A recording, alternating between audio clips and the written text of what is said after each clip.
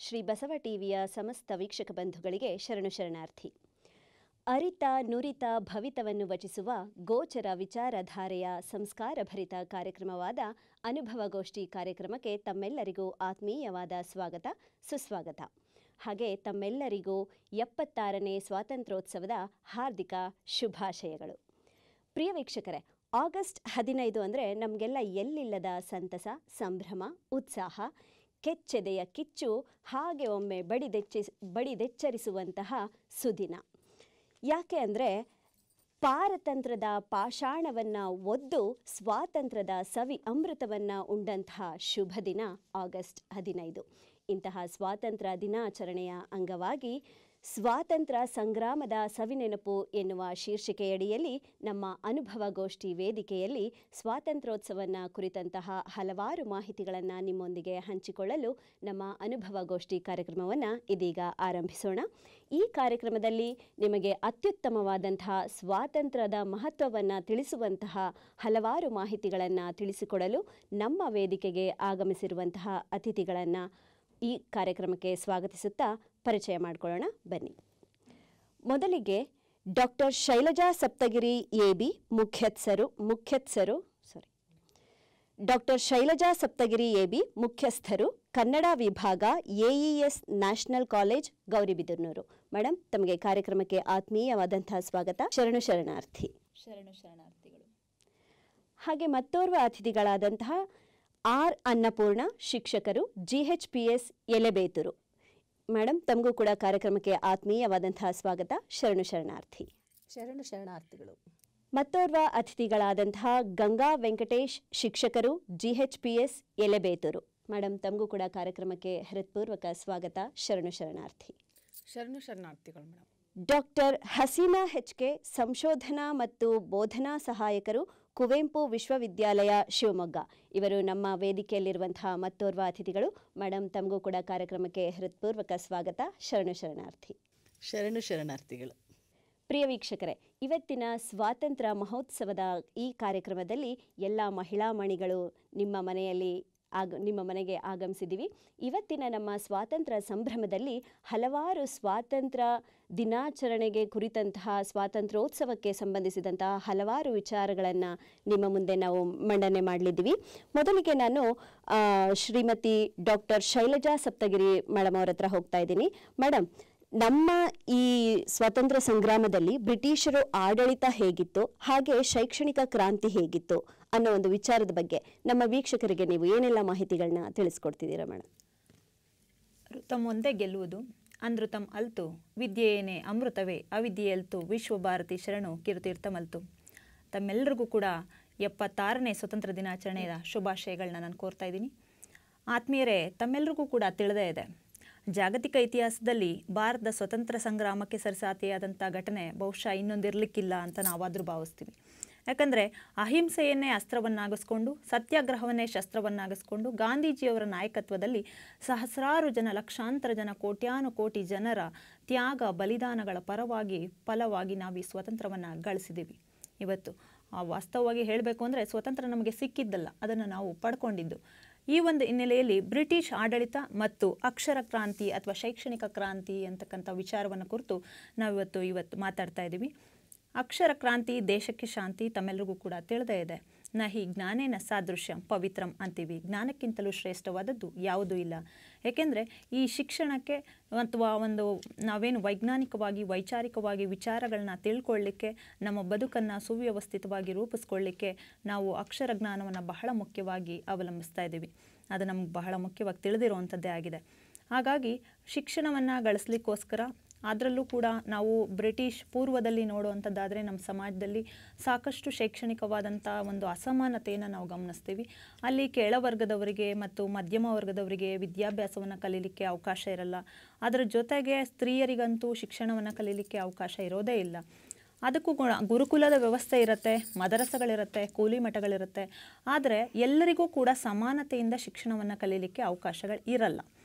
ಆದರೂ ಕೂಡ ಅಂಥ ಒಂದು ಸಂದರ್ಭದಲ್ಲಿ, ಈ ಒಂದು ಬ್ರಿಟಿಷ್ ಆಡಳಿತದ ಸಂದರ್ಭದಲ್ಲಿ ಸಾಕಷ್ಟು ಆಯೋಗಗಳು ಬರುತ್ತೆ. ಆ ಆಯೋಗಗಳಲ್ಲಿ ಬಹಳ ಮುಖ್ಯವಾಗಿ ನಾವು ಚಾರ್ಟರ್ ಕಾಯ್ದೆಯನ್ನು ಗಮನಿಸ್ತೀವಿ. 1813ರಲ್ಲಿ ಈ ಚಾರ್ಟರ್ ಕಾಯ್ದೆಯನ್ನು ನಾವು ನೋಡೋದಾದರೆ ಅದರಲ್ಲಿ ಬಹಳ ಮುಖ್ಯವಾಗಿ ಭಾರತೀಯ ಸಾಹಿತ್ಯದ ಬೋಧನೆಗೋಸ್ಕರ 1 ಲಕ್ಷ ಹಣವನ್ನು ವಿನಿಯೋಗಿಸಬೇಕು ಅಂತ ಹೇಳಿಬಿಟ್ಟು ಆ ಬ್ರಿಟಿಷರು ನಿರ್ಧಾರವನ್ನು ಮಾಡ್ತಾರೆ. ಆದರೆ 1 ಲಕ್ಷ ಹಣವನ್ನು ವಿನಿಯೋಗಿಸಬೇಕು ಸರಿಯೇ, ಆದರೆ ಅದು ಭಾರತೀಯ ಸಾಹಿತ್ಯದ ಅಧ್ಯಯನಕ್ಕೋ ಅಥವಾ ಬ್ರಿಟಿಷ್ ಸಾಹಿತ್ಯದ ಅಧ್ಯಯನಕ್ಕೋ ಅನ್ನೋಂಥ ವಿಚಾರದಲ್ಲಿ ಯಾವುದೇ ಒಂದು ಸ್ಪಷ್ಟತೆ ಇರಲ್ಲ. ಶೈಕ್ಷಣಿಕ ನಿಯಮಗಳನ್ನ ಯಾವ್ದು ಅನುಸರಿಸಬೇಕು ಅನ್ನೋದು ಗೊಂದಲ ಇರುತ್ತೆ. ನಿಯಮಗಳನ್ನ ಯಾವುದನ್ನ ಅನುಸರಿಸಬೇಕು ಅನ್ನುವಂಥ ವಿಚಾರದಲ್ಲಿ ಸಾಕಷ್ಟು ಗೊಂದಲ ಇರುತ್ತೆ. ಅದಾದಮೇಲೆ ಮುಂದೆ ನಂತರದಲ್ಲಿ ಥಾಮಸ್ ಮೆಕಾಲೆ ಅವರು ಬರ್ತಾರೆ. 1800ರಲ್ಲಿ ಥಾಮಸ್ ಮೆಕಾಲೆ ಅವರು ಇಂಗ್ಲೆಂಡ್ನಲ್ಲಿ ಜನಿಸ್ತಾರೆ. 1800ರಲ್ಲಿ ಈತನ ಬಹಳ ಮುಖ್ಯವಾಗಿ ಕೇಂಬ್ರಿಡ್ಜ್ ವಿಶ್ವವಿದ್ಯಾಲಯದಲ್ಲಿ ಕಾನೂನು ವಿಚಾರದಲ್ಲಿ ಇವರು ಪದವಿಯನ್ನು ಪಡ್ಕೊಳ್ತಾರೆ. ಕೇಂಬ್ರಿಡ್ಜ್ ವಿಶ್ವವಿದ್ಯಾಲಯದಲ್ಲಿ ಕಾನೂನು ವಿಚಾರದಲ್ಲಿ ಪದವಿಯನ್ನು ಪಡ್ಕೊಂಡಂಥ ಇವರು ಭಾರತದ ಇಂಗ್ಲೀಷ್ ಶಿಕ್ಷಣದ ಪಿತಾಮಹ ಅಂತಲೇ ನಾವು ಇವರನ್ನು ಕರಿತೀವಿ. ಲಾರ್ಡ್ ವಿಲಿಯಂ ಬೆಂಟಿಂಗ್ ಅವರು ಭಾರತದಲ್ಲಿ ಗವರ್ನರ್ ಜನರಲ್ ಆಗಿದ್ದಂಥ ಒಂದು ಸಂದರ್ಭದಲ್ಲಿ ಇವರನ್ನು ನಮ್ಮ ಒಂದು ಭಾರತದಲ್ಲಿ ಬಹಳ ಮುಖ್ಯವಾಗಿ ಸಾರ್ವಜನಿಕ ಶಿಕ್ಷಣ ಆಡಳಿತ ಮಂಡಳಿಯ ಅಧ್ಯಕ್ಷರನ್ನಾಗಿ ನೇಮಿಸ್ಕೊಳ್ತಾರೆ. ಇವರು ಒಂದು ಮೆಕಾಲೆ ವರದಿಯನ್ನು ಸಿದ್ಧಪಡಿಸ್ತಾರೆ.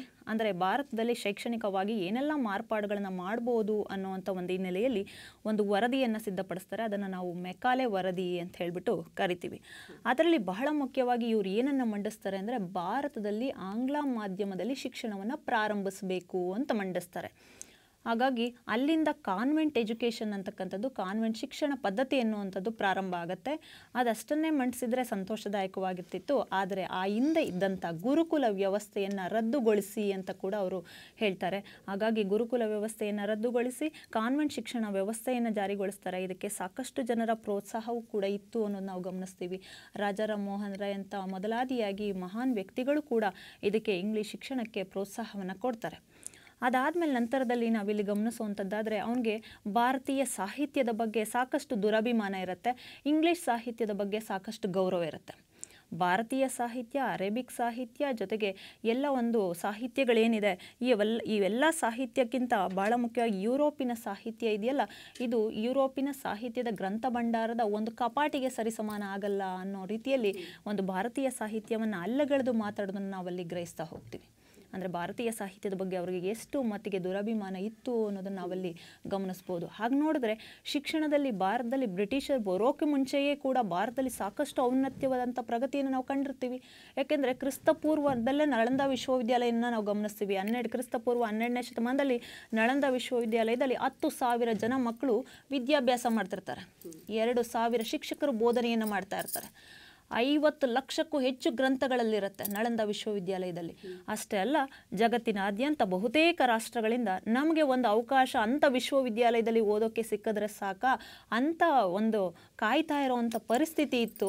ಅಂಥ ಒಂದು ಶೈಕ್ಷಣಿಕವಾಗಿ ಕೂಡ ಔನ್ನತ್ಯವಾದಂಥ ಸ್ಥಿತಿಯಲ್ಲಿದ್ದಂಥ ಭಾರತ ದೇಶವನ್ನು ಮುಂದೆ ಅವರು ನಮ್ಮ ಸಾಹಿತ್ಯವನ್ನು ಅಧ್ಯಯನ ಮಾಡಲಿಕ್ಕೆ ಅವಕಾಶ ಕೊಡದೆ ಅವ್ರ ಸಾಹಿತ್ಯವನ್ನು ನಮ್ಮ ಮೇಲೆ ಏರುವಂಥದ್ದನ್ನು ನಾವು ಗಮನಿಸ್ತೀವಿ.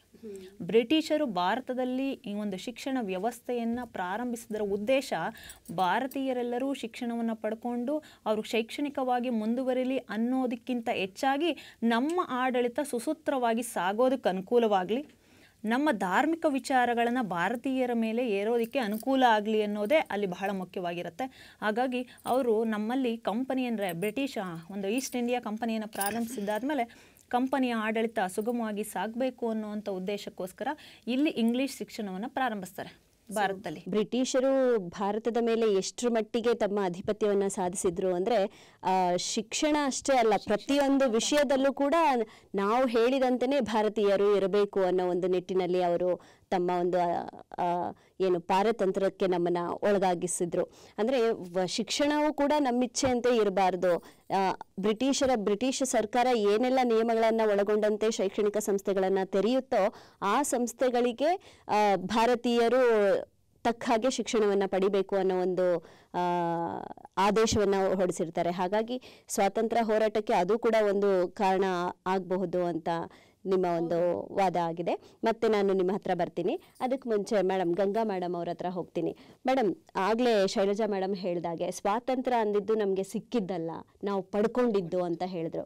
ಸ್ವಾತಂತ್ರ್ಯ ಪಡ್ಕೋಬೇಕು ಅಂದರೆ ಸುಮ್ಮನೆ ಪಡ್ಕೊಳ್ಳಿಕ್ಕಾಗೋದಿಲ್ಲ. ಹಲವಾರು ಹೋರಾಟಗಳೇ ನಡಿಬೇಕಾಯಿತು, ಚಳುವಳಿಗಳನ್ನ ನಡೆಸಬೇಕಾಯಿತು, ಹಲವಾರು ಸ್ವಾತಂತ್ರ್ಯ ಹೋರಾಟಗಾರರ ಪ್ರಾಣತ್ಯಾಗ ಕೂಡ ಆಯಿತು. ಇಂತಹ ಸ್ವಾತಂತ್ರ್ಯ ಹೋರಾಟಗಾರರ ಚಳುವಳಿಗಳ ಬಗ್ಗೆ ನೀವು ನಮ್ಮ ವೀಕ್ಷಕರಿಗೆ ಏನು ಮಾಹಿತಿನ ಹೇಳ್ತೀರಾ ಮೇಡಮ್? ಭಾರತದ ಸ್ವತಂತ್ರ ಸುವರ್ಣ ಮಹೋತ್ಸವದ ಅಂಗವಾಗಿ ಹಮ್ಮಿಕೊಂಡಿದ್ದ ಈ ಒಂದು ಕಾರ್ಯಕ್ರಮದಲ್ಲಿ ಸ್ವತಂತ್ರ ಚಳುವಳಿಗಳನ್ನು ಆತ್ಮೀಯ ವೀಕ್ಷಕರ ಮುಂದೆ ಮೆಲುಕು ಹಾಕಲು ಸಿಕ್ಕಿರುವಂತಹ ಒಂದು ಸುವರ್ಣ ಅವಕಾಶವೆನ್ನುತ್ತಾ ಮೊದಲಿಗೆ ಕರ್ನಾಟಕದ ಸಮಸ್ತ ವೀಕ್ಷಕ ಬಂಧುಗಳಿಗೆ ನನ್ನ ಹೃದಯಪೂರ್ವಕವಾದ ಸ್ವತಂತ್ರ ಮಹೋತ್ಸವದ ಶುಭಾಶಯಗಳು. ಚಂದ್ರ ಸೂಸುವ ಬೆಳದಿಂಗಳು ಚಂದ್ರನಿಗಾಗಿ ಅಲ್ಲ, ಹೂವು ಸೂಸುವ ಪರಿಮಳ ಹೂವಿಗಾಗಿ ಅಲ್ಲ, ಸ್ವತಂತ್ರಕ್ಕಾಗಿ ಹೋರಾಡಿದ್ದು ಅವರಿಗಾಗಿ ಅಲ್ಲ, ಎಲ್ಲ ಪರೋಪಕ್ಕಾಗಿ ನಮಗಾಗಿ. ಇಂದಿಗೆ ನಮಗೆ ಸ್ವತಂತ್ರವನ್ನು ಸಿಕ್ಕು 90 ವರ್ಷಗಳು ಕಳೆದದ್ದು. ಅಂದರೆ 1857ರಿಂದ 1947, ಅಂದರೆ 90 ವರ್ಷಗಳ ಕಾಲ ಅನೇಕ ನಾಯಕರು, ಗಾಂಧೀಜಿ ಆಗಿರ್ಬೋದು, ಸುಭಾಷ್ ಚಂದ್ರ ಬೋಸ್, ಲಾಲಾ ಲಜಪತ್ ರಾಯ್, ಬಿಪಿನ್ ಚಂದ್ರಪಾಲ್, ಗೋಖಲೆಯವರು, ಸರ್ದಾರ್ ವಲ್ಲಭಾಯ್ ಪಟೇಲ್, ಹೀಗೆ ಅನೇಕ ರಾಷ್ಟ್ರೀಯ ನಾಯಕರು ಅನೇಕ ಚಳುವಳಿಗಳನ್ನು ಮಾಡಿ ನಮ್ಮ ದೇಶಕ್ಕೆ ಸ್ವತಂತ್ರವನ್ನು ಪಡೆದುಕೊಂಡಿದ್ದಾರೆ ಅಂತ ಹೇಳಲಿಕ್ಕೆ ಇಷ್ಟಪಡುತ್ತೇನೆ. ಆ ಒಂದು ಚಳುವಳಿಗಳು ಯಾವ್ಯಾವಪ್ಪ ಅಂತಂದರೆ ಸಿಪಾಯಿ ದಂಗೆ ಆಗಿರ್ಬೋದು, ಕ್ವಿಟ್ ಇಂಡಿಯಾ ಚಳುವಳಿ, ಉಪ್ಪಿನ ಸತ್ಯಾಗ್ರಹ, ಉಪ್ಪಿನ ಸತ್ಯಾಗ್ರಹ, ಅಸಹಕಾರ ಚಳುವಳಿ, ಜಲಿಯನ್ ವಾಲಿಬಾಗ್ ಹತ್ಯಾಕಾಂಡ, ಹೀಗೆ ಅನೇಕ ಚಳುವಳಿಗಳನ್ನು ಮಾಡಿದ್ದಾರೆ. ಈಗ ನಾನು ಮೊದಲಿಗೆ ಸಿಪಾಯಿ ದಂಗೆಯ ಬಗ್ಗೆ ಹೇಳಲಿಚ್ಛಿಸುತ್ತೇನೆ. 1857ರಲ್ಲಿ ಸಿಪಾಯಿ ದಂಗೆ ನಡೆಯುತ್ತೆ. ಭಾರತದ ಮೊಟ್ಟ ಮೊದಲ ಸಂಗ್ರಾಮ ಅಂತ ಹೇಳ್ಬೋದು. ಈ ಒಂದು ಸ್ವತಂತ್ರ ಸಂಗ್ರಾಮವು ಭಾರತೀಯರಲ್ಲಿ ಸ್ವತಂತ್ರದ ಕಲ್ಪನೆಯನ್ನೇ ಮೂಡಿಸುತ್ತೆ. ಹೇಗೆ ಅಂತಂದರೆ ಲಾರ್ಡ್ ವೆಲ್ಲೆಸ್ಲಿ ಜಾರಿಗೆ ತಂದಂತಹ ಸಹಾಯಕ ಸೈನ್ಯ ಪದ್ಧತಿಯು ಮತ್ತು ಡಾಲೌಸಿಯು ಜಾರಿಗೆ ತಂದಂತಹ ದತ್ತು ಮಕ್ಕಳ ಅಖಿಲ ಎಂಬ ಪದ್ಧತಿಯು ಅನೇಕ ರಾಜಮನೆತನಗಳ ಅವನತಿಯನ್ನು ಕಂಡು ಇಡೀ ಅನೇಕ ರಾಜಮನೆತನಗಳು ಹೋರಾಡಲು ಬ್ರಿಟಿಷರ ವಿರುದ್ಧ ಸಿಡಿದೇಳ್ತಾರೆ. ತದನಂತರ ಅನೇಕ ರೈತರಿಗೆ ತೊಂದರೆಯಾಗುವ ರೀತಿಯಲ್ಲಿ ಆಧುನಿಕ ಕೈಗಾರಿಕಾ ನೀತಿಗಳಾಗಿರ್ಬೋದು, ಬ್ರಿಟಿಷರು ತಂದಂತಹ ಭೂಕಂದಾಯಗಳಾಗಿರ್ಬೋದು, ಅನೇಕ ರೈತರು ತಮ್ಮ ಭೂಮಿಯನ್ನೇ ಕಳೆದುಕೊಳ್ಳುವಂತಹ ಪರಿಸ್ಥಿತಿಗೆ ಬರುತ್ತಾರೆ. ಹಾಗಾಗಿ ಇಡೀ ಭಾರತದ ಎಲ್ಲ ರೈತ ವರ್ಗದವರು ಕೆಚ್ಚದೆ ಹೋರಾಡುವ ಮನೋಭಾವ ಅವರಲ್ಲಿ ಕೆರಳುತ್ತೆ. ಇನ್ನು ಆಡಳಿತಾತ್ಮಕ ಕಾರ್ಯಗಳು ಬಂದಾಗ ಬ್ರಿಟಿಷ್ ಕಂಪನಿಯು ಆಡಳಿತದಲ್ಲಿದ್ದ ನಿರಂತರ ಭ್ರಷ್ಟಾಚಾರ ಮತ್ತು ತಾರತಮ್ಯ ನೀತಿಗೆ ಈ ಒಂದು ಪರೋಕ್ಷವಾಗಿ ಈ ಒಂದು ಯುದ್ಧ ನಡೆಯಲು ಕಾರಣವಾಗುತ್ತೆ, ದಂಗೆ ಏಳಲು ಕಾರಣವಾಗುತ್ತೆ. ಯಾಕೆ ಅಂತಂದರೆ ಬ್ರಿಟಿಷರಿಗೆ ಒಂದು ಕಾನೂನು, ನಮ್ಮ ಭಾರತೀಯರಿಗೆ ಒಂದು ಕಾನೂನನ್ನು ಅವರು ಬ್ರಿಟಿಷರು ಮಾಡಿದ್ದನ್ನು ನಾವು ನೋಡ್ತೀವಿ. ಇನ್ನು ಸೈನಿಕ ಕಾರಣಗಳು ಬಂದಾಗ ಸೈನಿಕರಲ್ಲಿ ಒಂದೇ ವೃತ್ತಿಯಲ್ಲಿ ಸಮಾನ ವೇತನವನ್ನು ಇರಲಿಲ್ಲ. ಬ್ರಿಟಿಷರಿಗೆ ಒಂದು ವೇತನ ಮತ್ತು ಭಾರತೀಯರಿಗೆ ಒಂದು ವೇತನದಲ್ಲಿ ತಾರತಮ್ಯ ಮತ್ತು ಹುದ್ದೆಯಲ್ಲಿ ಕೂಡ ತಾರತಮ್ಯವನ್ನು ಮಾಡುತ್ತಿರೋದ್ರಿಂದ ಸೈನಿಕ ಕಾರಣಗಳು. ಇನ್ನು ತಕ್ಷಣ ಕಾರಣ ಅಂತಂದರೆ ಏನಪ್ಪ ಅಂತಂದರೆ ಬ್ರಿಟಿಷರು ಚಾಲ್ತಿಗೆ ತಂದಂತಹ ಒಂದು ಎನ್ಫೀಲ್ಡ್ ಬಂದೂಕಿಗೆ ದನದ ಮತ್ತು ಹಂದಿಯ ಕೊಬ್ಬನ್ನು ಸವರಿದ್ದರಿಂದ ನಮ್ಮ ಹಿಂದೂ ಮುಸ್ಲಿಮರಲ್ಲಿ ಹೋರಾಟಕ್ಕೆ ಕೆರಳುವಂಥ ಒಂದು ಪರಿಸ್ಥಿತಿ ಬರುತ್ತೆ. ಹೀಗೆ ಅನೇಕ ಕಾರಣಗಳಿಂದಾಗಿ ನಮ್ಮ ಒಂದು ಭಾರತೀಯರು ಬ್ರಿಟಿಷರ ವಿರುದ್ಧ ದಂಗೆ ಏಳಲು ಈ ಒಂದು ಸಿಪಾಯಿ ದಂಗೆ ಆಗುತ್ತೆ. ಇನ್ನು ಇಡೀ ಭಾರತದ ಇತಿಹಾಸದಲ್ಲಿಯೇ ಅತ್ಯಂತ ಭೀಕರ ಮತ್ತು ದುರಂತ ಘಟನೆ ಅಂತಂದರೆ ಜಲಿಯನ್ ವಾಲಿಬಾಗ್ ಹತ್ಯಾಕಾಂಡ. ಇದು 1919 ಮತ್ತು ಏಪ್ರಿಲ್ 13ರಂದು ನಡೆಯುತ್ತೆ. ಎಲ್ಲಿ ಅಂದರೆ ಪಂಜಾಬಿನ ಅಮೃತಸರದ ಜಲಿಯನ್ ವಾಲಿಬಾಗ್ ಎಂಬುದು ಒಂದು ಉದ್ಯಾನವನ. ಅದು ಸುತ್ತಲೂ ಎತ್ತರವಾದ ಗೋಡೆ ಇರುತ್ತೆ, ಹಾಗೆ ಅದರ ಒಳಗಡೆ ಒಂದು ಬಾವಿ ಇರುತ್ತೆ. ಅದು ಹೋಗಲಿಕ್ಕೆ ಬರಲಿಕ್ಕೆ ಮಾತ್ರ ಒಂದೇ ದಾರಿ ಇರುತ್ತೆ. ಆವಾಗ ಅಲ್ಲಿ 6,000ರಿಂದ 10,000 ನಮ್ಮ ಒಂದು ಭಾರತೀಯರು ಸಭೆಯನ್ನು ಸೇರ್ಕೊಂಡಿರ್ತಾರೆ. ಯಾಕೆ ಅಂತಂದರೆ ಅವರು ರೌಲತ್ ಎಂಬ ಕಾಯ್ದೆಯನ್ನು ತಂದಿರ್ತಾರೆ ಬ್ರಿಟಿಷರು. ಯಾಕೆ ಅಂತಂದರೆ ಅಲ್ಲಿ ಅವರ ಒಪ್ಪಿಗೆ ಇಲ್ಲದೆ ನಾವು ಯಾವುದೇ ಒಂದು ಯುದ್ಧ ಆಗಲಿ ಯಾವುದೂ ಕೂಡ ಅವನ ಅನುಮತಿ ಇಲ್ಲದೆ ಮಾಡಂಗಿರಲಿಲ್ಲ. ಅಂಥ ಸಂದರ್ಭದಲ್ಲಿ ನಮ್ಮ ಗಾಂಧೀಜಿ ಹರತಾಳ ಎಂಬುದನ್ನು ಆಚರಣೆಗೆ ತರ್ತಾರೆ. ಹರತಾಳ ಅಂತಂದ್ರೇನು? ಇಡೀ ದೇಶಾದ್ಯಂತ ಅಂಗಡಿಗಳನ್ನು ಮುಚ್ಚಾಕ್ಬಿಡೋದು. ಆವಾಗ ಬ್ರಿಟಿಷರಿಗೆ ಏನಾಗುತ್ತೆ, ಕೋಪ ಬರುತ್ತೆ. ಆವಾಗ ಏನು ಮಾಡ್ತಾರೆ, ಇದೇ ಒಂದು ಸಂದರ್ಭವನ್ನು ನೋಡ್ಕೊಂಡಿದ್ದಂತಹ ಒಂದು ರಕ್ತ ವಿಪಾಸ ಜನರಲ್ ಡಯರ್ ಏನು ಮಾಡ್ತಾನಪ್ಪ ಅಂದರೆ 90 ಸೈನಿಕರನ್ನು ಕರೆದು ತಂದು ಆ ಒಂದು ಭಾಗದ ಒಂದೇ ಬಾಗಿಲಿರುತ್ತಲ್ಲ, ಆ ಬಾಗಿಲಲ್ಲಿ ಅವ್ರು ಏನು ಮಾಡ್ತಾರಪ್ಪ ಅಂದರೆ ಗುಂಡಿನ ಸುರಿಮಳೆಯನ್ನು ಪ್ರಾರಂಭಿಸ್ತಾರೆ. 13 ನಿಮಿಷ 1600 ಗುಂಡಿಗಳನ್ನು ಸತತವಾಗಿ ಬಾರಿಸ್ತಾರೆ. ಅಲ್ಲಿ ಆವಾಗ ಪ್ರಾಣವನ್ನು ಉಳಿಸ್ಕೊಳ್ಳಲಿಕ್ಕೆ ಅನೇಕ ಮುದುಕರು, ಹೆಂಗಸರು, ಮಕ್ಕಳು, ಯುವಕರು ಛಿದ್ರ ಆಗಿ ಒಬ್ಬರ ಮೇಲೊಬ್ಬರು ಬೀಳ್ತಾ ಕೈ ಕಾಲನ್ನು ಮುರ್ಕೊಂಡು ಜೀವವನ್ನು ಕಳ್ಕೊಳ್ತಾರೆ. ಹಾಗೂ ತನ್ನ ಪ್ರಾಣವನ್ನು ಉಳಿಸ್ಕೊಳ್ಳೋಕ್ಕೆ ಬಾವಿ ಕೂಡ ಹಾರಿ 125ರಿಂದ 150 ಜನ ಪ್ರಾಣವನ್ನು ಕಳ್ಕೊಳ್ಳೋದನ್ನು ನಾವು ನೋಡ್ತೀವಿ. ಹಾಗೆ ಅಲ್ಲಿ ಗೋಡೆಯನ್ನು ಹತ್ತಿ ಪ್ರಾಣ ಉಳಿಸ್ಕೊಳ್ಳೋ ಗೋಡೆ ಹಾರಿ ಕೂಡ ಕೈಕಾಲು ಕೂಡ ಮುರ್ಕೊಳ್ತಾರೆ.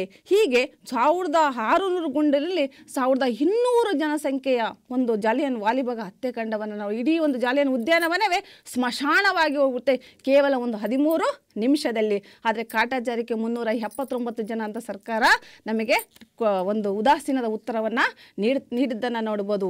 ಈ ಘಟನೆಯಿಂದ ಅತಿ ಹೆಚ್ಚು ಖುದ್ದು ಹೋದವರು ಯಾರಪ್ಪ ಅಂದರೆ, ಯಾರ ಹೆಸರು ಕೇಳಿದರೆ ಇಡೀ ಪ್ರತಿ ಭಾರತೀಯರ ಮೈ ರೋಮ ನಿಲ್ಲುತ್ತೋ ಅವರೇ ಬಾಲಕ ಭಗತ್ ಸಿಂಗ್ನವರು.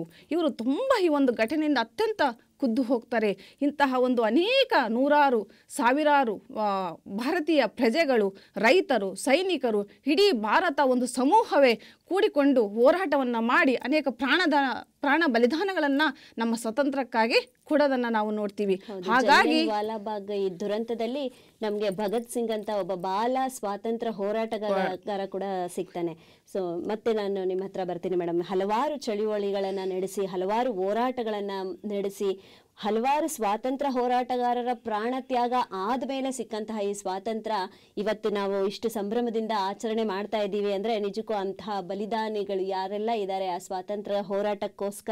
ಸ್ವಾತಂತ್ರ್ಯಕ್ಕೋಸ್ಕರ ತಮ್ಮ ಪ್ರಾಣವನ್ನೇ ಬಲಿದಾನ ಕೊಟ್ಟಂತಹ ಎಲ್ಲ ವೀರ ಸ್ವಾತಂತ್ರ್ಯ ಹೋರಾಟಗಾರರನ್ನು ಸ್ಮರಣೆ ಮಾಡ್ತಾ ಅವರಿಗೆ ನಮ್ಮ ವೇದಿಕೆಯ ಮುಖಾಂತರ ವಂದನೆಗಳನ್ನು ಸಲ್ಲಿಸ್ತಾ ಅವರನ್ನು ಸ್ಮರಣೆ ಮಾಡ್ಕೊಳ್ಳೋದು ನಿಜಕ್ಕೂ ನಮ್ಮ ಒಂದು ಆದ್ಯ ಕರ್ತವ್ಯ ಅಂತಲೇ ಹೇಳ್ತೀನಿ. ಮೇಡಮ್ ಅನ್ನಪೂರ್ಣ ಅವರು, ನಿಮ್ಮ ಹತ್ರ ಬರ್ತೀನಿ ಈಗ. ಸ್ವತಂತ್ರ ಹೋರಾಟ ಏನೆಲ್ಲ ನಡೀತು, ಚಳುವಳಿಗಳೆಲ್ಲ ಹೇಗೆ ನಡೀತು, ಆ ಎಲ್ಲ ಚಳುವಳಿಗಳಲ್ಲೂ ಕೂಡ ನಾವು ಸ್ತ್ರೀಯರಾದಿಯಾಗಿ ಬಾಲರಾದಿಯಾಗಿ ವೃದ್ಧರನ್ನು ಕೂಡ ನಾವು ನೋಡ್ತೀವಿ. ಈ ರೀತಿಯ ಹೋರಾಟ ನಡೀತಾ ಇರಬೇಕಾದ್ರೆ ಆಬಾಲ ವೃದ್ಧರಾದಿಯಾಗಿ ಹಾಗೂ ಸ್ತ್ರೀಯರು ಒಳಗೊಂಡಂತೆ ಹಲವಾರು ಹೋರಾಟಗಳು, ಚಳುವಳಿಗಳು ನಡೆದು ನಮಗೆ ಸ್ವಾತಂತ್ರ್ಯ ಸಿಕ್ಕಿದೆ. ಇಂತಹ ಒಂದು ಹೋರಾಟದಲ್ಲಿ ಸ್ತ್ರೀಯರ ಪಾತ್ರ ಹೇಗಿತ್ತು, ನಮ್ಮ ಸ್ವಾತಂತ್ರ್ಯ ಹೋರಾಟದಲ್ಲಿ ಸ್ತ್ರೀಯರು ತಮ್ಮನ್ನು ತಾವು ಹೇಗೆ ತೊಡಗಿಸ್ಕೊಂಡಿದ್ರು ಅನ್ನೋದ್ರ ಬಗ್ಗೆ ನಮ್ಮ ವೀಕ್ಷಕರಿಗೆ ಮಾಹಿತಿ ತಿಳಿಸ್ಕೊಡಿ ಮೇಡಮ್. ಓಕೆ, ಈ ಅನುಭವ ಗೋಷ್ಠಿಯಲ್ಲಿ ನನಗೆ ಸ್ವಾತಂತ್ರ್ಯ ಸಂಗ್ರಾಮದಲ್ಲಿ ಮಹಿಳೆಯರ ಪಾತ್ರ ಏನು ಅನ್ನೋ ಬಗ್ಗೆ ಒಂದು ಅನುಭವ ಹಂಚ್ಕೊಳ್ಳೋದಕ್ಕೆ ನಮ್ಮ ಈ ಬಸವ TV ಚಾನೆಲ್ ಅವರು ಸದಾವಕಾಶವನ್ನು ಕೊಟ್ಟಿದ್ದಾರೆ. ಅವರಿಗೆ ಮೊದಲನೇದಾಗಿ ನಾನು ಧನ್ಯವಾದಗಳನ್ನು ಅರ್ಪಿಸ್ತೇನೆ. ಸ್ವತಂತ್ರ ಸಂಗ್ರಾಮದ ಹಿಂದೆ ಒಂದು ಪರಿಸ್ಥಿತಿ ಹೇಗಿತ್ತು ಅಂತೇಳಿ ನಮ್ಮ ಗಂಗಾ ಮೇಡಮ್ ಅವರು ಹೇಳಿಬಿಟ್ರು. ಎಷ್ಟು ಕ್ಲಿಷ್ಟಕರವಾಗಿತ್ತು ಅಂತ ಹೇಳಿದರೆ, ಆಗಿನ ಪರಿಸ್ಥಿತಿಯಲ್ಲಿ ಆರ್ಥಿಕ ಮುಗ್ಗಟ್ಟು ಇಂದ ಹಿಡಿದು ಬ್ರಿಟಿಷರ ದೌರ್ಜನ್ಯ, ಅದು ಕೂಡ ನಂತರ ನಮಗೆ ಗುಲಾಮಗಿರಿ ಥರ ನಾವು ನೋಡ್ತಾ ಇದ್ರು. ಆ ಸಮಯದಲ್ಲಿ ಕೇವಲ ಪುರುಷರಿಂದ ಮಾತ್ರ ಈ ಸ್ವಾತಂತ್ರ್ಯ ಪಡೆಯೋದು, ಈ ಗುರಿಯನ್ನು ಸಾಧಿಸೋದು ಸಾಧ್ಯ ಆಗ್ತಿರಲಿಲ್ಲ. ಮಹಿಳೆಯರು ಬೆನ್ನೆಲುಬಾಗಿ ನಿಂತಿದ್ದಿದ್ರೆ ನಮಗೆ ಇವತ್ತು ಈ ಸ್ವಾತಂತ್ರ್ಯ ಸಿಗ್ತಿರ್ಲಿಲ್ಲ ಅಂತ ನಾನು ಘಂಟಾಘೋಷವಾಗಿ ಹೇಳೋದಕ್ಕೆ ನಾನು ಒಪ್ಕೊಳ್ತೀನಿ. ಪುರುಷನ ಸಾಧನೆಯಿಂದ ಮಹಿಳೆಯರ ಸ್ವಾತಂತ್ರ್ಯ ಸಿಗೋದಕ್ಕೂ ಕೂಡ ಮಹಿಳೆಯರ ಪಾತ್ರ ತುಂಬಾನೇ ಇದೆ. ಆಮೇಲೆ ಒಂದು ಮಹಿಳೆ ಪಾತ್ರ ಇಲ್ಲ ಇಲ್ಲಿ, ಪ್ರತಿ ಮನೆಯ ಪ್ರತಿ ಮಹಿಳೆಯರ ಪಾತ್ರ ಕೂಡ ಇಲ್ಲಿ ನಾವು ಕಾಣ್ಬೋದು. ಯಾಕಂದ್ರೆ ಒಂದು ಮಹಿಳೆಯಿಂದ ನಾವು ಇದನ್ನ ಗಳಿಸೋಕೆ ಸಾಧ್ಯ ಇಲ್ಲ. ಎಲ್ಲ ಮಹಿಳೆಯರು ಸ್ವತಂತ್ರ ಸಂಗ್ರಾಮದ ಹಿಂದೆ ಎಲ್ಲ ಮಹಿಳೆಯರು, ಕೆಲವು ಮಹಿಳೆಯರು ತಮ್ಮ ಗಂಡನನ್ನ ಕಳ್ಕೊಂಡಿದ್ದಾರೆ, ಕೆಲವು ಮಹಿಳೆಯರು ತಮ್ಮ ಮಕ್ಕಳನ್ನ ಕಳ್ಕೊಂಡಾರೆ, ಮಗನನ್ನ ಕಳ್ಕೊಳೋದಿದೆಯಲ್ಲ ತಾಯಿಗೆ ಅಷ್ಟು ಸುಲಭದ ಮಾತಲ್ಲ. ಅಂತ ಅವನ ತ್ಯಾಗವನ್ನ ಮಾಡಿರುವಂತಹ ತಾಯಿಗಳನ್ನ ಕಾಣ್ಬೋದು. ನಂತರ ಆರ್ಥಿಕ ಮುಗ್ಗಟ್ಟಿದೆಯಲ್ಲ, ನಮಗೆ ಮೊದಲೇ ಹೆಣ್ಮಕ್ಳಿಗೆ ಈ ಒಂದು ಆಭರಣ ಮತ್ತು ಬಂಗಾರ ಇವೆಲ್ಲ ಅಂದರೆ ಬಹಳ ಆಸೆ. ಅದನ್ನು ಅವರು ಲೆಕ್ಕಿಸದೆ ಅದನ್ನು ಸಹ ಅವರು ತ್ಯಾಗ ಮಾಡಿದ್ದಾರೆ. ಅದಕ್ಕೆ ನಾನು ಎಲ್ಲ ಮಹಿಳೆಯರಿಗೂ ನಾನು ಒಂದು ಸಲ್ಯೂಟನ್ನು ಹೊಡೆಯೋದಕ್ಕೆ ನಾನು ಇಷ್ಟಪಡ್ತೀನಿ. ಈಗ ಅದರಲ್ಲಿ ಕೆಲವು ಮಹಿಳೆಯರು ನಮ್ಮ ಇತಿಹಾಸದಲ್ಲಿ ಅಮರರಾದರೆ ಇನ್ನು ಕೆಲವು ಮಹಿಳೆಯರು ನಾವೀಗ ಸ್ವತಂತ್ರ ಅನುಭವಿಸ್ತಾ ಇದ್ದೀವಲ್ಲ ಅದರಲ್ಲಿ ರಾರಾಜಿಸ್ತಾ ಇದ್ದಾರೆ ಕೆಲವು ಮಹಿಳೆಯರು ಅಲ್ವಾ. ಆ ಇತಿಹಾಸದಲ್ಲಿ ಅಮರರಾಗಿರುವಂತಹ ಕೆಲವು ಮಹಿಳೆಯರು ಹೀಗಿದ್ದಾರೆ. ಕಮಲಾದೇವಿ ಚಟ್ಟೋಪಾಧ್ಯಾಯ ಆಗಿರ್ಬೋದು, ಅನಿ ಬೆಸೆಂಟ್ ಆಗಿರ್ಬೋದು, ಮೇಡಮ್ ಕಾಮಾ ಆಗಿರ್ಬೋದು, ಬೇಗಂ ಹಜರತ್ ಮಹಲ್ ಆಗಿರ್ಬೋದು, ಝಾನ್ಸಿ ರಾಣಿ ಲಕ್ಷ್ಮೀಬಾಯಿ, ಕಸ್ತೂರ್ಬಾ, ಹೀಗೆ ಕಮಲಾ ನೆಹರು, ಮೂಲಮತಿ, ತಾರಾರಾಣಿ, ಹೀಗೆ ಅನೇಕ ಮಹಿಳೆಯರು ಇತಿಹಾಸದಲ್ಲಿ ರಾರಾಜಿಸ್ತಾರೆ. ಆದರೆ ಮಹಿಳೆಯರು ಪುರುಷರ ಸಮಾನವಾಗಿ ಅವರು ಒಂದು ಸಾಧನೆ ಮಾಡೋದಿದೆಯಲ್ಲ, ಗುರಿ ತಲುಪೋದಿದೆಯಲ್ಲ, ಸರಳ ಮಾತಲ್ಲ. ಯಾಕಂದರೆ ಮಹಿಳೆಯರಿಗೆ ನಮ್ಮ ಸಮಾಜದಲ್ಲಿ ಒಂದು ಕಟ್ಟುನಿಟ್ಟಿದೆ. ಅಡುಗೆ ಮನೆ ಬಿಟ್ಟು ನೀವು ಸೀಮಿತ ಹೊರಗಡೆ ಹೋಗೋದಂದರೆ ಸುಲಭ ಮಾತಲ್ಲ. ಇದನ್ನು ನಮ್ಮ ಕಸ್ತೂರ್ಬಾ ಅವರು ಸಹ ಇದನ್ನು ಅನುಭವಿಸಿದ್ದಾರೆ. ಇದನ್ನು ಹೇಗೆ ಅಂತ ಹೇಳಿದ್ರೆ ಕಸ್ತೂರ್ಬಾ ಅವ್ರದ್ದು ಗುಣನೇ ಒಂದು, ಅವರು ನಿರ್ಭಯಿ, ಆಮೇಲೆ ಅವ್ರಿಗೆ ಯಾವುದಕ್ಕೂ ಹೆದರುತ್ತಿರಲಿಲ್ಲ, ದೃಢ ನಿರ್ಧಾರ. ನಾನು ಮಾಡಿದ್ದು ನನಗೆ ಸರಿ ಅನಿಸಿದ್ರೆ ಅವ್ರಿಗೆ ಯಾರಿಗೂ ಲೆಕ್ಕಿಸ್ತಿರಲಿಲ್ಲ. ಬಟ್ ನಮ್ಮ ಒಂದು ಗಾಂಧೀಜಿಯವರು ಇದ್ದಾರಲ್ಲ, ಅವ್ರಿಗೊಂದು ಈಗೋ ಸ್ವಭಾವ. ಮೂಲತಃ ಗಂಡು ಮಕ್ಕಳಿಗೆ ಅದೇನೋ ಪಾರಂಪರಿಕವಾಗಿ ಬಂದಿದೆಯೋ ಅಥವಾ ಅದು ಏನೋ ಪುರುಷರ ಒಂದು ನಾನು ಹಕ್ಕು ಚಲಾಯಿಸಬೇಕು, ನನ್ನ ಅಧಿಕಾರ ಚಲಾಯಿಸಬೇಕು ಅನ್ನೋದು ಅವ್ರ ಮೂಲತಃ ಕ್ಯಾರೆಕ್ಟರ್. ಅದು ಆ ಒಂದು ಕ್ಯಾರೆಕ್ಟರ್ನ ನಮ್ಮ ಗಾಂಧೀಜಿಯವ್ರಿಗೂ ಇತ್ತು. ಅವರು ನನ್ನನ್ನು ಹೇಳ್ದಲೆ ಕೇಳ್ದಲೆ ದೇವಸ್ಥಾನಕ್ಕೆ ಹೋಗಬಾರ್ದು, ಹೊರಗಡೆ ಹೋಗಬಾರ್ದು ನನ್ನ ಹೆಂಡತಿ ಅನ್ನೋದನ್ನ ಅಧಿಕಾರ ಚಲಾಯಿಸ್ತಿದ್ರಂತೆ. ಸ್ವತಃ ಗಾಂಧೀಜಿಯವರೇ ತಮ್ಮ ಲೇಖನದಲ್ಲಿ ಹೇಳ್ಕೊಂಡಿದ್ದಾರೆ. ಇಲ್ಲ ಅವಾಗ ಅವರು ಅದನ್ನು ಹೇಗೆ ಹೇಳಿದ್ದಾರೆ ಅಂದರೆ, ನನಗೆ ಅಹಿಂಸಾ ತತ್ವ ಇದನ್ನು ಫಸ್ಟ್ ಕಲಿಸಿದ ಗುರು ನನ್ನ ಹೆಂಡತಿ ಧರ್ಮಪತ್ನಿ ಕಸ್ತೂರ್ಬಾ ಅಂತ ಹೇಳ್ಕೊಂಡಿದ್ದಾರೆ. ಅವತ್ತು ನನ್ನ ಹೆಂಡತಿ ನನ್ನ ಲೆಕ್ಕಿಸದಲೇ ನನ್ನ ಹಕ್ಕು ಚಲಾಯಿಸಿದ್ದು, ಅಧಿಕಾರ ಚಲಾಯಿಸಿದ್ದನ್ನು ಅವರು ಅವತ್ತು ಲೆಕ್ಕಿಸದಲೇ ಅವಳು ಅದನ್ನು ತನ್ನ ನಿರ್ಧಾರವನ್ನು ದೃಢವಾಗಿ ತಗೊಂಡಿರಲಿಲ್ಲ ಅಂದರೆ ನನ್ನ ಭ್ರಮೆಯನ್ನು ನಾನು ಅದರಿಂದ ಹೊರಗೆ ಬರೋಕ್ಕಾಗ್ತಿರ್ಲಿಲ್ಲ. ಆಮೇಲೆ ನಾನು ಅದನ್ನು ನನ್ನ ತಪ್ಪನ್ನು ನಾನು ಅರ್ಥ ಮಾಡ್ಕೊಳಕ್ಕಾಗ್ತಿರ್ಲಿಲ್ಲ ಅಂತೇಳಿ ಸ್ವತಃ ಗಾಂಧೀಜಿಯವರೇ ಹೇಳ್ಕೊತಾರೆ. ಆಮೇಲೆ ನಮ್ಮ ಆಲ್ಬರ್ಟ್ ಐನ್ಸ್ಟೀನ್ ವಿಜ್ಞಾನಿ, ಮೊದಲೇ ವಿಜ್ಞಾನಿಗಳು ಪಕ್ಕ ಒಂದು ಕ್ಲಾರಿಟಿ ಒಂದು ನಿದರ್ಶನವನ್ನೇ ಕೊಡ್ತಾರೆ. ಅವರು ಏನು ಹೇಳ್ತಾರಪ್ಪ ಅಂತ ಹೇಳಿದ್ರೆ, ನಮ್ಮ ಭೂಮಿ ಮೇಲೆ ಗಾಂಧೀಜಿ ನಡೆದಾಡಿದ್ದಾರೆ, ಬಟ್ ಆದರೆ ಅವರ ನೆರಳಾಗಿ ಕಸ್ತೂರ್ಬಾ ನಡೆದಾಡಿದ್ದಾರೆ. ಅಂದರೆ ಒಬ್ಬ ವ್ಯಕ್ತಿ ಅಲ್ಲಿ ನಡೀತಾ ಇದ್ದಾನೆ ಅಂದರೆ ಅದ್ರ ಜೊತೆಗೆ ನೆರಳಿದೆ. ಅಂದರೆ ಎಷ್ಟು ಸೂಕ್ತವಾಗಿ ನಮ್ಮ ಆಲ್ಬರ್ಟ್ ಐನ್ಸ್ಟೀನ್ ಅವರು ಸುಲಭವಾಗಿ ಹೇಳಿಬಿಟ್ಟಿದ್ದಾರೆ ಅಲ್ವಾ, ಅವರ ಒಂದು ವೈಜ್ಞಾನಿಕ ಭಾಷೆಯಲ್ಲಿ ಹೇಳಿದ್ದಾರೆ. ಹಾಗೆ ನಮ್ಮ ನೀಲಿಮಾ ದಾಲ್ಮಿಯಾ ಅಂತ ಇನ್ನೊಬ್ಬ ಲೇಖಕಿ ಹೇಳಿದ್ದಾರೆ. ಅವರು ಏನು ಹೇಳಿದಾರಪ್ಪ ಅಂತ ಹೇಳಿದರೆ, ನಮ್ಮ ಕಸ್ತೂರ್ಬಾ ಅವರು ಬೆನ್ನೆಲುಬಾಗಿ ಸಹಾಯ ಮಾಡದೇ ಇದ್ದಿದ್ರೆ ನಮ್ಮ ಮಹಾತ್ಮ ಗಾಂಧೀಜಿಯವರು ಮಹಾತ್ಮ ಅಂತ ಇವತ್ತು ಹೆಸರು ತಗೋತಿರ್ಲಿಲ್ಲ ಅಂತ ಅವರು ನೇರವಾಗಿ ಖಂಡಿಸ್ಬಿಟ್ಟಿದ್ದಾರೆ ಅವರ ಒಂದು ಲೇಖನದಲ್ಲಿ. ಆಮೇಲೆ ಅವರು ಇನ್ನೊಂದು ಮಾತು ಹೇಳ್ತಾರೆ, ಎಲ್ಲೋದ್ರೂ ನಮಗೆ ಮಹಾತ್ಮ ಗಾಂಧೀಜಿಯವ್ರ ಬಗ್ಗೆ ಬಹಳಷ್ಟು ನಮಗೆ ಮಾಹಿತಿಗಳು ಸಿಗ್ತವೆ, ಆದರೆ ಕಸ್ತೂರ್ಬಾ ಅವರ ಮಾಹಿತಿ ಎಲ್ಲೂ ಸಿಗಲ್ಲ. ಯಾಕೆ ಈ ಒಂದು ತಾರತಮ್ಯ ನ್ಯಾಯ ಒದಗಿಸಿಲ್ಲ ನಮ್ಮ ಭಾರತ ಅಂತ ಅವರು ತುಂಬ ನೊಂದ್ಕೊಂಡಿದ್ದಾರೆ. ಅವರ ಲೇಖನದಲ್ಲಿ ಅದನ್ನು ಹೇಳ್ಕೊತಾರೆ. ಗೊತ್ತಿಲ್ಲ, ಅದು ವಿಷಯ ಬೇರೆನೇ ಆಗುತ್ತೆ. ಓಕೆ, ಇನ್ನು ನಾವು ಕಮಲಾ ನೆಹರು ಅವ್ರ ಬಗ್ಗೆ ತಗೊಳ್ಳೋಣ. ಅವರು ಹೇಗೆ ಅಂತ ಹೇಳಿದ್ರೆ, ಶ್ರೀಮಂತ ಕುಟುಂಬದಿಂದ ಬಂದಿರುವಂತಹ ಒಂದು ಮಹಿಳೆ. ಅವರು ಶ್ರೀಮಂತ ಕುಟುಂಬದಿಂದ ಬಂದರು, ಆರಾಮ್ಸೆ ಜೀವನವನ್ನು ಸಾಗಿಸ್ಬೋದಿತ್ತು. ಬಟ್ ಆದರೆ ಅವರು ಹಂಗೆ ಮಾಡೋದಿಲ್ಲ. ಅವರು ತನ್ನ ಮಾವ ಮತ್ತು ತನ್ನ ಗಂಡನ ಅನುಪಸ್ಥಿತಿಯಲ್ಲಿ ಏನು ಮಾಡಬೇಕು ಕರ್ತವ್ಯವನ್ನೆಲ್ಲ ತಾವು ನಿಭಾಯಿಸ್ತಾರೆ. ಸೆರೆಮನೆ ವಾಸ ಇರ್ತಾರಲ್ಲ ನಮ್ಮ ನೆಹರು ಮತ್ತು ಅವರ ಮಾವನವರು, ಅಂಥ ಸಮಯದಲ್ಲಿ ಉತ್ತೇಜನ ಮಾತುಗಳನ್ನು ಹೇಗೆ ಹೇಳಬೇಕು, ನಾನು ಏನು ಕಾರ್ಯಗಳನ್ನು ನಾನು ತಗೋಬೇಕು ಅನ್ನೋದನ್ನು ನಮ್ಮ ಕಮಲಾ ನೆಹರು ಅವರು ಬಹಳ ಚೆನ್ನಾಗಿ ನಿರ್ವಹಿಸ್ತಾರೆ. ಮತ್ತು ಅವರು ಹಳ್ಳಿಗಳಿಗೆ ಹೋಗಿಬಿಟ್ಟು ವಿದೇಶಿ ವಸ್ತ್ರಗಳನ್ನು ತ್ಯಾಗ ಮಾಡಿ ಅಂತೇಳಿ ಪ್ರತಿ ಹಳ್ಳಿಗಳಿಗೂ ಹೋಗ್ತಾರೆ. ನೋಡಿ, ಶ್ರೀಮಂತ ಕುಟುಂಬದಿಂದ ಬಂದಿರುವಂತಹ ಒಂದು ಹೆಣ್ಮಗಳು ಇಷ್ಟು ತ್ಯಾಗ ಮಾಡ್ತಾಳೆ ಅಂತ ಹೇಳಿದ್ರೆ ನಾವು ಮೆಚ್ಚಬೇಕಾಗಿದ್ದ ವಿಷಯ. ಹಾಗೆ ಇನ್ನೊಂದು ನನಗೆ ಅವ್ರ ಕ್ಯಾರೆಕ್ಟರ್ ತುಂಬ, ನಾನು ಅವ್ರ ಬಗ್ಗೆ ಓದಬೇಕಿದ್ರೆ ಇನ್ನೊಂದು ಇಷ್ಟ ಆಗಿದ್ದ ಪಾಯಿಂಟ್ ಏನಪ್ಪ ಅಂತ ಹೇಳಿದರೆ, ಅವರು ಒಂದು ಆನಂದ ನಿಲಯದಲ್ಲಿ ಒಂದು ದೊಡ್ಡ ಕೋಣೆಯನ್ನು ಚಿಕಿತ್ಸಾಲಯಕ್ಕೆ ಆಸ್ಪತ್ರೆಯನ್ನಾಗಿ ಕನ್ವರ್ಟ್ ಮಾಡ್ತಾರೆ ಅವರು. ಅಂದರೆ ಯಾಕೆಂದರೆ ಆ ಚಳುವಳಿಯಲ್ಲಿ ಈ ಗುಂಡೇಟು, ಬ್ರಿಟಿಷರ ಹೊಡೆತ ಅವೆಲ್ಲ ಇದಾವೆಲ್ಲ ಸಾಮಾನ್ಯ ಇರ್ತಿರ್ಲಿಲ್ಲ. ಅವರ ದೌರ್ಜನ್ಯಕ್ಕೆ ತತ್ತರಿಸ್ಬಿಡ್ತಿದ್ರು ನಮ್ಮ ಭಾರತೀಯರು. ಅವರಿಗೆಲ್ಲ ಮತ್ತೆ ಚಿಕಿತ್ಸೆ ಕೊಡಬೇಕಲ್ಲ, ಚಿಕಿತ್ಸೆ ಕೊಡದೇ ಇದ್ದರೆ ನಾವು ಮತ್ತೆ ಮುಂದಕ್ಕೆ ನಾವು ಸ್ಟೆಪ್ ಅಪ್ ಆಗಕ್ಕೆ ಆಗ್ತಿರ್ಲಿಲ್ಲ. ಅದನ್ನು ನಮ್ಮ ಕಮಲಾ ನೆಹರು ಅವರು ಅದನ್ನು ಅರ್ಥಕೊಂಡು, ಯಾರಿಗೂ ಕಾಣ್ದಿರೋ ವಿಷಯವನ್ನು ಇವರು ಅರ್ಥಕೊಂಡು, ಆ ಕಮಲಾ ನೆಹರು ಅವರು ಅವರ ಒಂದು ಮನೆಯಲ್ಲಿರೋ ಒಂದು ದೊಡ್ಡ ಕೋಣೆಯನ್ನೇ ಆಸ್ಪತ್ರೆಯನ್ನಾಗಿ ಕನ್ವರ್ಟ್ ಮಾಡಿ ತಾವೇ ಅದಕ್ಕೆ ನಿಂತು ಬಿಡ್ತಾರೆ ಅವರು ಶುಶ್ರೂಷೆ ಮಾಡೋದಕ್ಕೆ. ಹೀಗೆ ಮತ್ತೊಂದು ಮಹಿಳೆ ಬಗ್ಗೆ ಹೇಳಬೇಕಂದ್ರೆ ಮೂಲಮತಿ. ಇವರು ಎಂಥ ತಾಯಿ ಅಂತ ಹೇಳಿದ್ರೆ, ಗೋರಖ್ಪುರದಲ್ಲಿ ತನ್ನ ಮಗನಿಗೆ ಗಲ್ಲು ಶಿಕ್ಷೆ ಹಾಕೋದಕ್ಕೆ ಹೋಗಿರ್ತಾರೆ. ಹಿಂದಿನ ದಿನ ಗಲ್ಲು ಶಿಕ್ಷೆ ಇನ್ನೇನು ವಿಧಿಸ್ತಾ ಇರ್ತಾರೆ ತನ್ನ ಮಗನಿಗೆ. ಆಗ ಈ ಒಂದು ತಾಯಿ ಹೋಗ್ತಾಳೆ. ಅವಳು ಒಂದು ಚೂರು ಧೃತಿಗೆಡದಲ್ಲೇ ಅಲ್ಲಾಡದಲ್ಲೇ ಹಾಗೆ ನಿಂತಿರ್ತಾಳೆ ತಾಯಿ.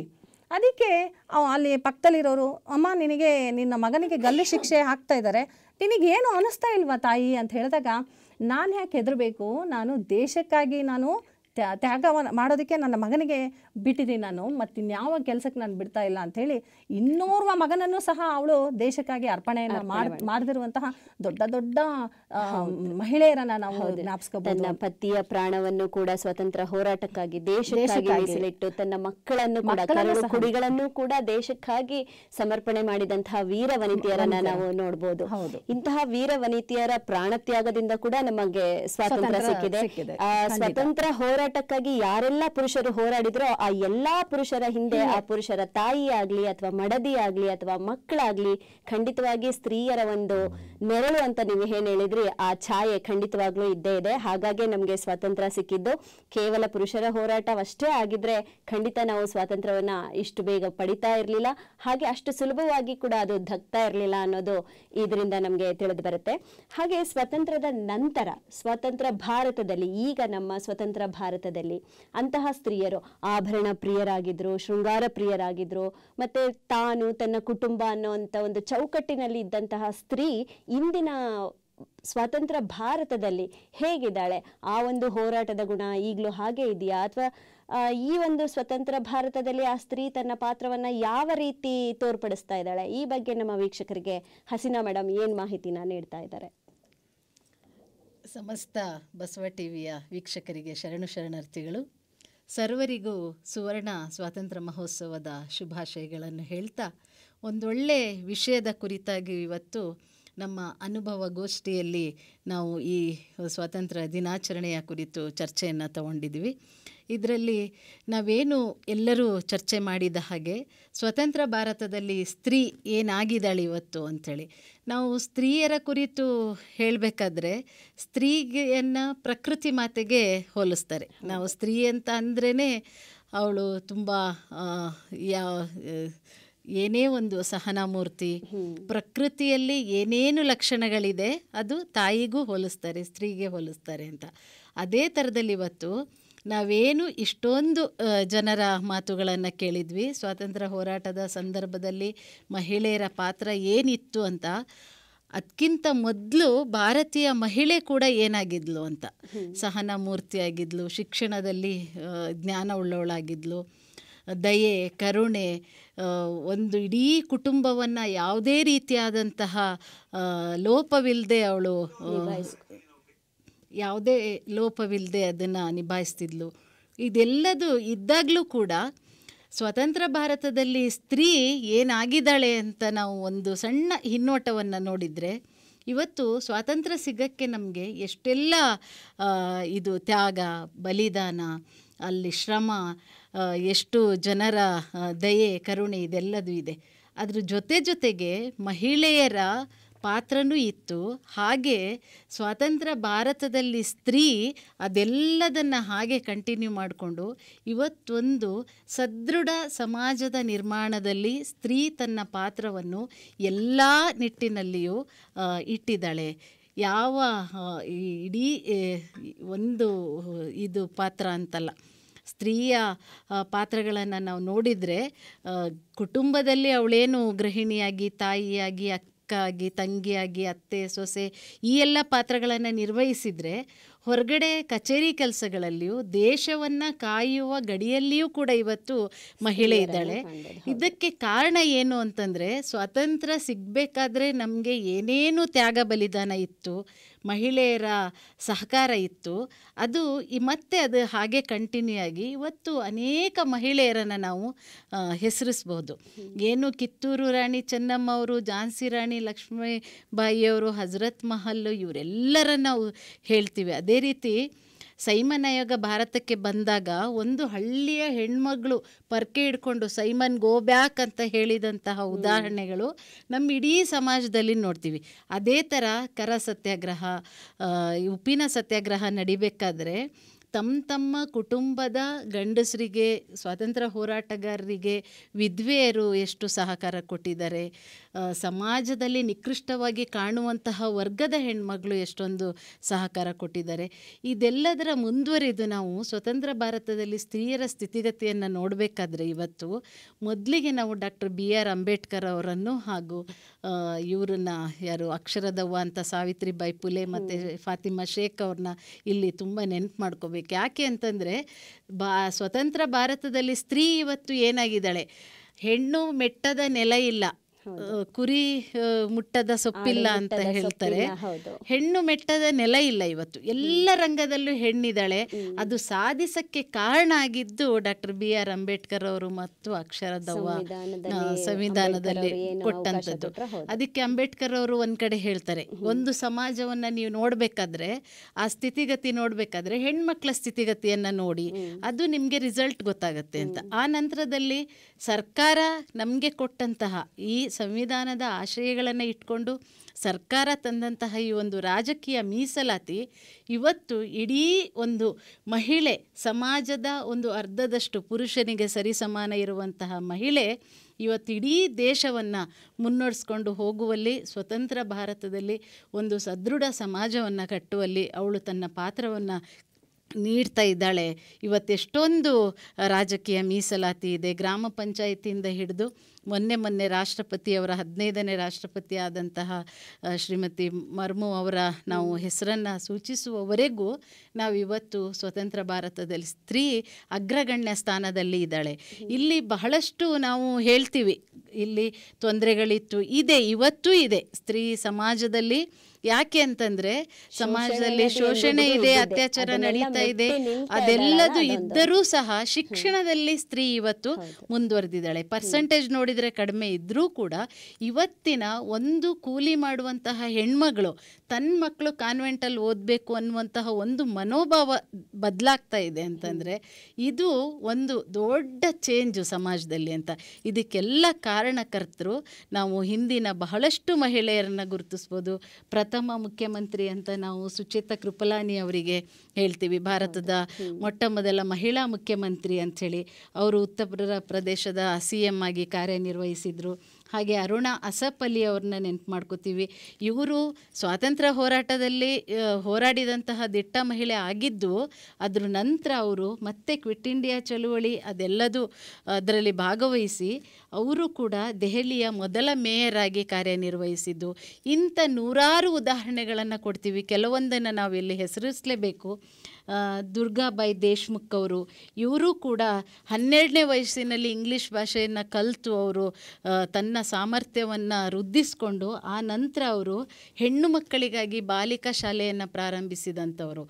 ಈ ರೀತಿಯಾಗಿ ಶಿಕ್ಷಣದ ಒಂದು ಕ್ಷೇತ್ರನೇ ಬಹಳ ದೊಡ್ಡ ಕ್ಷೇತ್ರ. ನಾವು ಸಾವಿತ್ರಿಬಾಯಿ ಫುಲೆ ಅವರು, ಫಾತಿಮಾ ಬಿಷೇಕ್ ಅವ್ರನ್ನ ನೆನಪು ಮಾಡ್ಕೋತೀವಿ.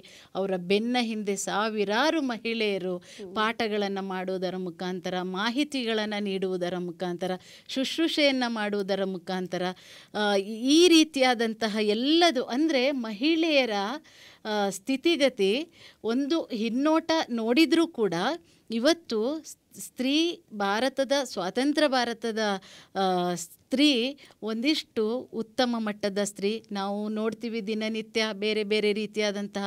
ಆದರೆ ನಮಗಿಲ್ಲಿ ಬೇಕಾಗಿರೋದು ಸ್ತ್ರೀ ಕೂಡ ಎಲ್ಲ ರಂಗದಲ್ಲಿಯೂ ಅರ್ಹಳು, ಅವಳು ದಕ್ಷಳು, ಪ್ರಾಮಾಣಿಕಳು ಇದು ಆಗಿದ್ದಾಳೆ ಅನ್ನುವಂಥದ್ದು. ಹೌದು, ಗಾಂಧೀಜಿಯವರು ಆಗಸ್ಟ್ 15, 1947ರಲ್ಲಿ ಮಧ್ಯರಾತ್ರಿ ಅವರು ಸ್ವತಂತ್ರ ತಂದುಕೊಟ್ಟಾಗ್ಲೇ ಅವರು ಹೇಳ್ತಾರೆ, ಸ್ವತಂತ್ರ ನಮಗೆ ಇವತ್ತು ನಿಜಕ್ಕೂ ಸಿಕ್ಕಿದ್ದಲ್ಲ, ಯಾವತ್ತು ನಮ್ಮ ನಾಡಿನಲ್ಲಿ ಒಂಟಿ ಮಹಿಳೆ ನಡುರಾತ್ರಿಯಲ್ಲಿ ಒಬ್ಬಂಟಿಯಾಗಿ ಕ್ಷೇಮವಾಗಿ ಹೋಗಿ ಅವಳ ಮನೇನ ತಲುಪ್ತಾಳೋ ಅವತ್ತು ನಿಜಕ್ಕೂ ನಮ್ಮ ದೇಶಕ್ಕೆ ಸ್ವಾತಂತ್ರ್ಯ ಸಿಗುತ್ತೆ ಅನ್ನೋ ಒಂದು ಮಾತನ್ನ ಹೇಳ್ತಾರೆ.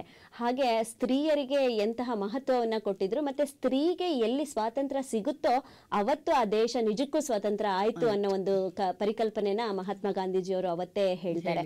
ಹೀಗಿರುವಾಗ ಆಡುಮುಟ್ಟದ ಸೊಪ್ಪಿಲ್ಲ, ಸ್ತ್ರೀಯರಿಳಿಯದ ಯಾವುದೇ ವೃತ್ತಿರಂಗ ಇಲ್ಲ ಅಂತ ಹಸೀನಾ ಮೇಡಮ್ ಅವರು ಹೇಳಿದ್ರು. ಇದಕ್ಕೆಲ್ಲ ಕಾರಣ ಅಕ್ಷರ ಜ್ಞಾನ ಅಂತ, ಸ್ತ್ರೀಯರಿಗೆ ಸಿಕ್ಕಿದಂತಹ ಅಕ್ಷರ ಜ್ಞಾನ, ಹಾಗೆ ಅಂಬೇಡ್ಕರ್ ಅವರು ಸ್ತ್ರೀಯರಿಗೆ ಕೊಟ್ಟಂತಹ ಮೀಸಲಾತಿ, ಮತ್ತೆ ಸ್ತ್ರೀಯರು ತಮ್ಮನ್ನ ತಾವು ತೊಡಗಿಸ್ಕೊಂಡು ಒಂದು ದಿಟ್ಟ ನಿಲುವಿನಲ್ಲಿ ಪಡೆದುಕೊಂಡಂತಹ ಸ್ವತಂತ್ರ, ಇದೆಲ್ಲ ಕೂಡ ಸ್ತ್ರೀಯರಿಗೆ ಒಂದು ಪ್ರಮುಖ ಕಾರಣ ಆಗುತ್ತೆ. ಪ್ರಸ್ತುತ ಭಾರತದಲ್ಲಿ, ಸ್ವತಂತ್ರ ಭಾರತದಲ್ಲಿ ಸ್ತ್ರೀ ತನ್ನ ತನವನ್ನ ಹೇಗೆ ಮೆರಿತಾ ಇದ್ದಾಳೆ ಅನ್ನೋದಕ್ಕೆ ಇದೆಲ್ಲವೂ ಕೂಡ ಕಾರಣ ಆಗುತ್ತೆ. ಇನ್ನು ಬ್ರಿಟಿಷರ ಆಡಳಿತದಲ್ಲಿ ಈಗ ನಮ್ಮ ಸ್ತ್ರೀ ಶಿಕ್ಷಣ ವ್ಯವಸ್ಥೆ ಹೇಗಿದೆ, ಸ್ತ್ರೀಯರಿಗೆ ಸಿಗ್ತಾ ಇರುವಂಥ ಶಿಕ್ಷಣ ವ್ಯವಸ್ಥೆ ಹೇಗಿದೆ, ಇದಕ್ಕೆ ಹೋಲಿಕೆ ಮಾಡಿಕೊಂಡ್ರೆ ಬ್ರಿಟಿಷರ ಆಡಳಿತದ ಕಾಲದಲ್ಲಿ ಅವರ ಶೈಕ್ಷಣಿಕ ಕ್ರಾಂತಿ ನಡೀತಾ ಇದ್ದಂತಹ ಸಂದರ್ಭದಲ್ಲಿ ಈ ಒಂದು ಶೈಕ್ಷಣಿಕ ಕ್ರಾಂತಿ, ಅಕ್ಷರ ಕ್ರಾಂತಿ ಹೇಗಿತ್ತು ಮೇಡಮ್? 1854ರಲ್ಲಿ ಚಾರ್ಲ್ಸ್ ವುಡ್ ವರದಿ ಬರುತ್ತೆ. ಹೌದು. ಆ ಚಾರ್ಲ್ಸ್ ವುಡ್ ನಾವು ಭಾರತದ ಇಂಗ್ಲಿಷ್ ಶಿಕ್ಷಣದ ಮ್ಯಾಗ್ನಕಾರ್ಟ್ ಅಂತಾನೆ ನಾವು ಆ ವರದಿಯನ್ನ ಕರಿತೀವಿ. ಆಧುನಿಕ ಇಂಗ್ಲಿಷ್ ಶಿಕ್ಷಣದ ಪಿತಾಮಹ ಅಂತ ಕೂಡ ಅಥವಾ ಜನಕ ಅಂತ ಕೂಡ ಕೆಲವರು ಹೇಳ್ತಾರೆ, ಕೆಲವರು ಅದನ್ನ ತಿರಸ್ಕರಿಸ್ತಾರೆ ಕೂಡ. ಅವನ ವರದಿಯಲ್ಲಿನ ವಿಶೇಷತೆ ಏನಪ್ಪಾ ಅಂದ್ರೆ ಮಹಿಳೆಯರಿಗೆ ಶಿಕ್ಷಣದಲ್ಲಿ ಪ್ರಾತಿನಿಧ್ಯತೆಯನ್ನ ಕೊಡ್ತಾನೆ. ಶತಮಾನಗಳಿಂದಲೂ ಕೂಡ ಈ ಜಾತಿ ವ್ಯವಸ್ಥೆಯ ಬಗ್ಗೆ, ಧಾರ್ಮಿಕ ವ್ಯವಸ್ಥೆಯ ಬಗ್ಗೆ, ವರ್ಗ ವ್ಯವಸ್ಥೆಯ ಬಗ್ಗೆ ಸಾಕಷ್ಟು ಜನ ಧ್ವನಿ ಎತ್ತಿದ್ದಾರೆ, ಮಾತಾಡಿದ್ದಾರೆ. ಆದ್ರೆ ಸ್ತ್ರೀ ಸಮಾನತೆಯ ಬಗ್ಗೆ ಆಗ್ಲಿ, ಲಿಂಗ ತಾರತಮ್ಯ ಬಗ್ಗೆ ಆಗ್ಲಿ ಯಾರು ಕೂಡ ಅಷ್ಟಾಗಿ ಧ್ವನಿ ಎತ್ತಿ ಗಟ್ಟಿಯಾಗಿ ಹೋರಾಟ ಮಾಡಿದನ್ನ ನಾವೆಲ್ಲೂ ಕೂಡ ಕೇಳಲಿಕ್ಕೆ ಸಾಧ್ಯ ಇಲ್ಲ. ಆದ್ರೆ ಅಂತ ಸಂದರ್ಭದಲ್ಲಿ ಹೆಣ್ಮಕ್ಳಿಗೂ ಕೂಡ ಕಲಿಯುವಂತ ಅವಕಾಶವನ್ನ ಕೊಡ್ತಾನೆ.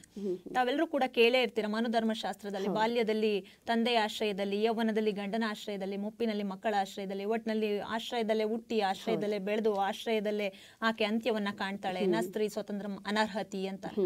ಮತ್ತೊಂದ್ ಕಡೆ ಅದರಲ್ಲೇ ಆತ ಹೇಳ್ತಾ ಹೋಗ್ತಾನೆ, ಯತ್ರ ನಾರ್ಯಸ್ತು ಪೂಜ್ಯಂತೆ ರಮಂತೆ ತತ್ರ ದೇವತಃ, ಎಲ್ಲಿ ಹೆಣ್ಣನ್ನ ಪೂಜಿಸ್ತಾರೋ ಅಲ್ಲಿ ದೇವತೆಗಳು ರಮಿಸ್ತಾರೆ. ಈ ತರದ ಒಂದು ಹೇಳಿಕೆಗಳನ್ನ ನಾವು ಗಮನಿಸ್ತಾ ಹೋಗ್ತೀವಿ. ಎಲ್ಲ ಒಂದ್ ಕಡೆ ವೈರುಧ್ಯದ ಮನೋಭಾವ. ಆದ್ರೂ ಕೂಡ ಹೆಣ್ಣಿಗೆ ಕಲಿಯುವಂತ ಅವಕಾಶಗಳಿರಲ್ಲ. ಅಂತ ಸಂದರ್ಭದಲ್ಲಿ ನಮ್ಗೆ ಚಾರ್ಲ್ಸ್ ವುಡ್ಸ್ ವರದಿಯಲ್ಲಿ ಏನ್ ಹೇಳ್ತಾನ ಆತ, ಹೆಣ್ಣಿಗೂ ಕೂಡ ಸಮಾನವಾಗಿ ಕಲಿಯುವಂತ ಅವಕಾಶವನ್ನ ಕೊಡ್ತಾನೆ. ಹಾಗಾಗಿ ಹೆಣ್ಣು ಮಕ್ಕಳಿಗೆ ಅಲ್ಲಿಂದ ವಿದ್ಯಾಭ್ಯಾಸವನ್ನ ಕಲಿಯುವಂತ ಅವಕಾಶ ಸಿಗತ್ತೆ. ಅದಕ್ಕೆ ನಮ್ಮಲ್ಲಿ ಲೇಖಕಿಯರು ಹೇಳ್ತಾರೆ, ಹೆಣ್ಣು ಕಲಿಯದೆಯೂ ಮನೆಗೆ ಬೆಳಕಾದಳು ಅನ್ನುವಂತ ಬೋಗಸ್ ಹೇಳಿಕೆಗಳನ್ನೆಲ್ಲ ನಂಬೇಡಿ. ಕಲಿತ ಹೆಣ್ಣು ಸಂಸಾರದ ಕಣ್ಣು, ಹೆಣ್ಣೊಂದು ಕಲಿತರೆ ಶಾಲೆಯೊಂದು ತೆರೆದಂತೆ. ಇಂಥ ಒಂದು ಹೇಳಿಕೆಗಳನ್ನ ನಾವು ಯಾವತ್ತೂ ಕೂಡ ಪುರಸ್ಕರಿಸಬೇಕು. ಹಾಗಾಗಿ ಒಬ್ಬ ಹೆಣ್ಣು ಮಗಳು ನಿಜಕ್ಕೂ ಕೂಡ ಅವಳು ಅಕ್ಷರ ಜ್ಞಾನವನ್ನ ಕಲಿತ್ರೆ ಆ ಇಡೀ ಸಮಾಜವೇ ಒಂದು ಪ್ರಜ್ಞಾವಂತ ಸಮಾಜವಾಗಿ ಮೂಡ್ಲಿಕ್ಕೆ ಸಾಧ್ಯ ಆಗತ್ತೆ ಅನ್ನೋ ವಿಚಾರವನ್ನ ನಾವಲ್ಲಿ ಗಮನಿಸ್ತೇವೆ. ಅದ್ರ ಜೊತೆಗೆ ಔದ್ಯೋಗಿಕ ಶಿಕ್ಷಣಕ್ಕೆ ಹೆಚ್ಚಿನ ಒತ್ತನ್ನ ಕೊಡ್ತಾನೆ. ನಾವು ಒಂದು ಮೆಕಾಲೆ ವರದಿಯಲ್ಲಿ ನೋಡ್ತಾ ಇದ್ವಿ. ಮೆಕಾಲೆ ವರದಿಯಲ್ಲಿ ಆತ ಇಂಗ್ಲಿಷ್ ಮಾಧ್ಯಮದಲ್ಲೇ ಶಿಕ್ಷಣವನ್ನ ಕಲಿಸಬೇಕು ಅಂತಾನೆ. ಆದ್ರೆ ಚಾರ್ಲ್ಸ್ ವುಡ್ ಏನ್ ಮಾಡ್ತಾನೆ, ಅವನು ದೇಶೀಯ ಭಾಷೆಯಲ್ಲೂ ಕೂಡ ಶಿಕ್ಷಣವನ್ನ ಕಲಿಸಬಹುದು ಅಂತಾನೆ. ಇದು ನಿಜಕ್ಕೂ ಕೂಡ ಸಾಕಷ್ಟು ಅನುಕೂಲದಾಯಕವಾದಂತದ್ದು. ಯಾಕೆಂದ್ರೆ ತಾಯಿ ಎದೆ ಹಾಲು ಮಕ್ಕಳಿಗೆ ಎಷ್ಟು ಪೂರಕ ಪೋಷಕವೋ ಮಾತೃಭಾಷೆಯು ಕೂಡ ಅಷ್ಟೇ ಮಹತ್ವವಾದಂತದ್ದು. ಅಂತ ಸಂದರ್ಭದಲ್ಲಿ ನಮ್ಗೆ ಮಾತೃಭಾಷೆಯಲ್ಲಿ ಕಲಿಯುವಂತ ದೇಸಿ ಭಾಷೆಗಳ ಮುಖಾಂತರ ಆಂಗ್ಲ ಭಾಷೆಯನ್ನ, ಆಂಗ್ಲ ಸಾಹಿತ್ಯವನ್ನ, ವಿಚಾರವನ್ನ ಕಲಿಸಬಹುದು ಅನ್ನುವಂತ ಒಂದು ಒಳ್ಳೆ ಅವಕಾಶವನ್ನ ಆತ ಕೊಡ್ತಾನೆ. ನಾವು ಅದನ್ನ ವುಡ್ಸ್ ವರದಿಯಲ್ಲಿ ಗಮನಿಸ್ತಾ ಹೋಗ್ತೀವಿ. ಇದೆಲ್ಲ ಏನೇ ಇದ್ರೂ ಕೂಡ ಠಾಕೂರ್ ಒಂದ್ ಕಡೆ ಹೇಳ್ತಾರೆ, ಎಲ್ಲ ದೇಶಗಳ ಗಾಳಿಯೂ ಕೂಡ ನನ್ನ ಮನೆಯ ಸುತ್ತ ಬೀಸ್ಲಿ ಅಂತ. ಆದ್ರೆ ವಿಮರ್ಶಕರು ಒಂದ್ ಕಡೆ ಹೇಳ್ತಾರೆ, ಎಲ್ಲಾ ದೇಶಗಳ ಗಾಳಿಯೂ ಬೀಸ್ಲಿ, ಆದ್ರೆ ಅಲ್ಲಿ ಮನೆನೇ ಇಲ್ದೆ ಹೋದ್ರೆ. ಈ ತರದ ಒಂದು ಪರಿಸ್ಥಿತಿ ಅಂದ್ರೆ ಬೇರೆ ದೇಶಗಳ ಭಾಷೆಯನ್ನ, ಸಾಹಿತ್ಯವನ್ನ, ವಿಚಾರವನ್ನ ತಿಳಿದುಕೊಳ್ತಾ ಎಲ್ಲೋ ಒಂದ್ ಕಡೆ ನಮ್ಮ ದೇಶೀಯ ಭಾಷೆ, ಸಾಹಿತ್ಯ, ಪರಂಪರೆ, ಜೀವನದ ಮೌಲ್ಯಗಳನ್ನ ನಾವು ಮರಿತಾ ಇದೀವ. ಗಾಂಧೀಜಿಯವರು ಇದನ್ನ ಪ್ರಬಲವಾಗಿ ವಿರೋಧಿಸ್ತಾರೆ. ಯಾಕಂದ್ರೆ ದೇಸಿ ಶಿಕ್ಷಣದ ಪರವಾಗಿರ್ತಕ್ಕಂಥವ್ರು ಅವರು. ನಮ್ಮ ದೇಶೀಯ ಶಿಕ್ಷಣ ಅಂತಕ್ಕಂಥದ್ದು ಒಂದು ಸುಂದರ ಮರ ಇದ್ದಂತೆ. ಮುಂದೆ ಅದನ್ನ ಧರ್ಮಪಾಲ್ರವರು ತುಂಬಾ ವಿಶೇಷವಾಗಿ ದಿ ಬ್ಯೂಟಿಫುಲ್ ಟ್ರೀ ಅನ್ಬಿಟ್ಟು ಒಂದು ವಿಶೇಷವಾದಂತ ಗ್ರಂಥದಲ್ಲಿ ಅವರು ಪ್ರಕಟಿಸ್ತಾರೆ ಕೂಡ. ಹಾಗಾಗಿ ಅವರು ನಮ್ಮ ಭಾರತೀಯ ಶಿಕ್ಷಣದ ವಿಚಾರಗಳನ್ನ ಕುರಿತಂತೆ ಸಾಕಷ್ಟು ಮಟ್ಟಿಗೆ ಅಭಿಮಾನ ಹೊಂದಿದ್ದಂಥವ್ರು. ಕೊದ್ಮಲ್ ರಂಗರಾವ್ ಆಗ್ಬೋದು, ಹಾಗೆ ಜ್ಯೋತಿಬಾ ಫುಲೆ, ಸರಸ್ವತಿಬಾಯಿ ಫುಲೆ, ಇವರೆಲ್ಲರೂ ಕೂಡ ಅಕ್ಷರಕ್ಕೋಸ್ಕರ, ಅಕ್ಷರ ಜ್ಞಾನವನ್ನ ಕೊಡ್ಲಿಕ್ಕೋಸ್ಕರ ಸಾಕಷ್ಟು ಹೋರಾಟವನ್ನ ಮಾಡ್ತಾರೆ. ಹೌದು, ಬ್ರಿಟಿಷರ ಆಡಳಿತದಲ್ಲೂ ಕೂಡ ಶೈಕ್ಷಣಿಕ ಕ್ರಾಂತಿ ಹೇಗಿತ್ತು, ಮತ್ತೆ ಆ ಒಂದು ಸಂದರ್ಭದಲ್ಲಿ ಭಾರತೀಯರು ಶಿಕ್ಷಣಕ್ಕಾಗಿ ಹೇಗೆಲ್ಲ ಹೋರಾಟ ಮಾಡಿದ್ರು, ಮತ್ತೆ ಬ್ರಿಟಿಷರು ಹೇರ್ತಾ ಇದ್ದಂತಹ ತಮ್ಮ ಶೈಕ್ಷಣಿಕ ನೀತಿಗಳನ್ನ ವಿರೋಧಿಸೋದಾಗ್ಲಿ, ಅಥವಾ ತಮ್ಮ ಒಂದು ಭಾರತೀಯ ಪರಂಪರೆಗೆ ಅನುಕೂಲವಾಗುವಂತಹ ಶೈಕ್ಷಣಿಕ ವ್ಯವಸ್ಥೆಯನ್ನ ಮಾಡ್ಕೊಳ್ಳೋದ್ರ ಮೂಲಕ ಆಗ್ಲಿ, ಹೇಗೆಲ್ಲ ಸ್ವಾತಂತ್ರ್ಯ ಹೋರಾಟದ ನಡುವೆ ಈ ಶೈಕ್ಷಣಿಕ ಕ್ರಾಂತಿ ನಡೀತಾ ಇತ್ತು ಅನ್ನೋದ್ರ ಬಗ್ಗೆ ಒಳ್ಳೆ ಮಾಹಿತಿನ ತಿಳಿಸ್ಕೊಟ್ರಿ ಮೇಡಮ್. ಹಾಗೆ ನಾನು ಗಂಗಾ ಮೇಡಮ್ ಅವ್ರ ಹತ್ರ ಬರ್ತೀನಿ. ಈ ಸ್ವಾತಂತ್ರ್ಯ ಹೋರಾಟ ಬಗ್ಗೆ ನಾವು ಮಾತಾಡ್ತಾ ಇರಬೇಕಾದ್ರೆ ಪ್ರಮುಖವಾಗಿ ನಮಗೆ ಕಂಡು ಬರೋದು ಚಳುವಳಿಗಳು.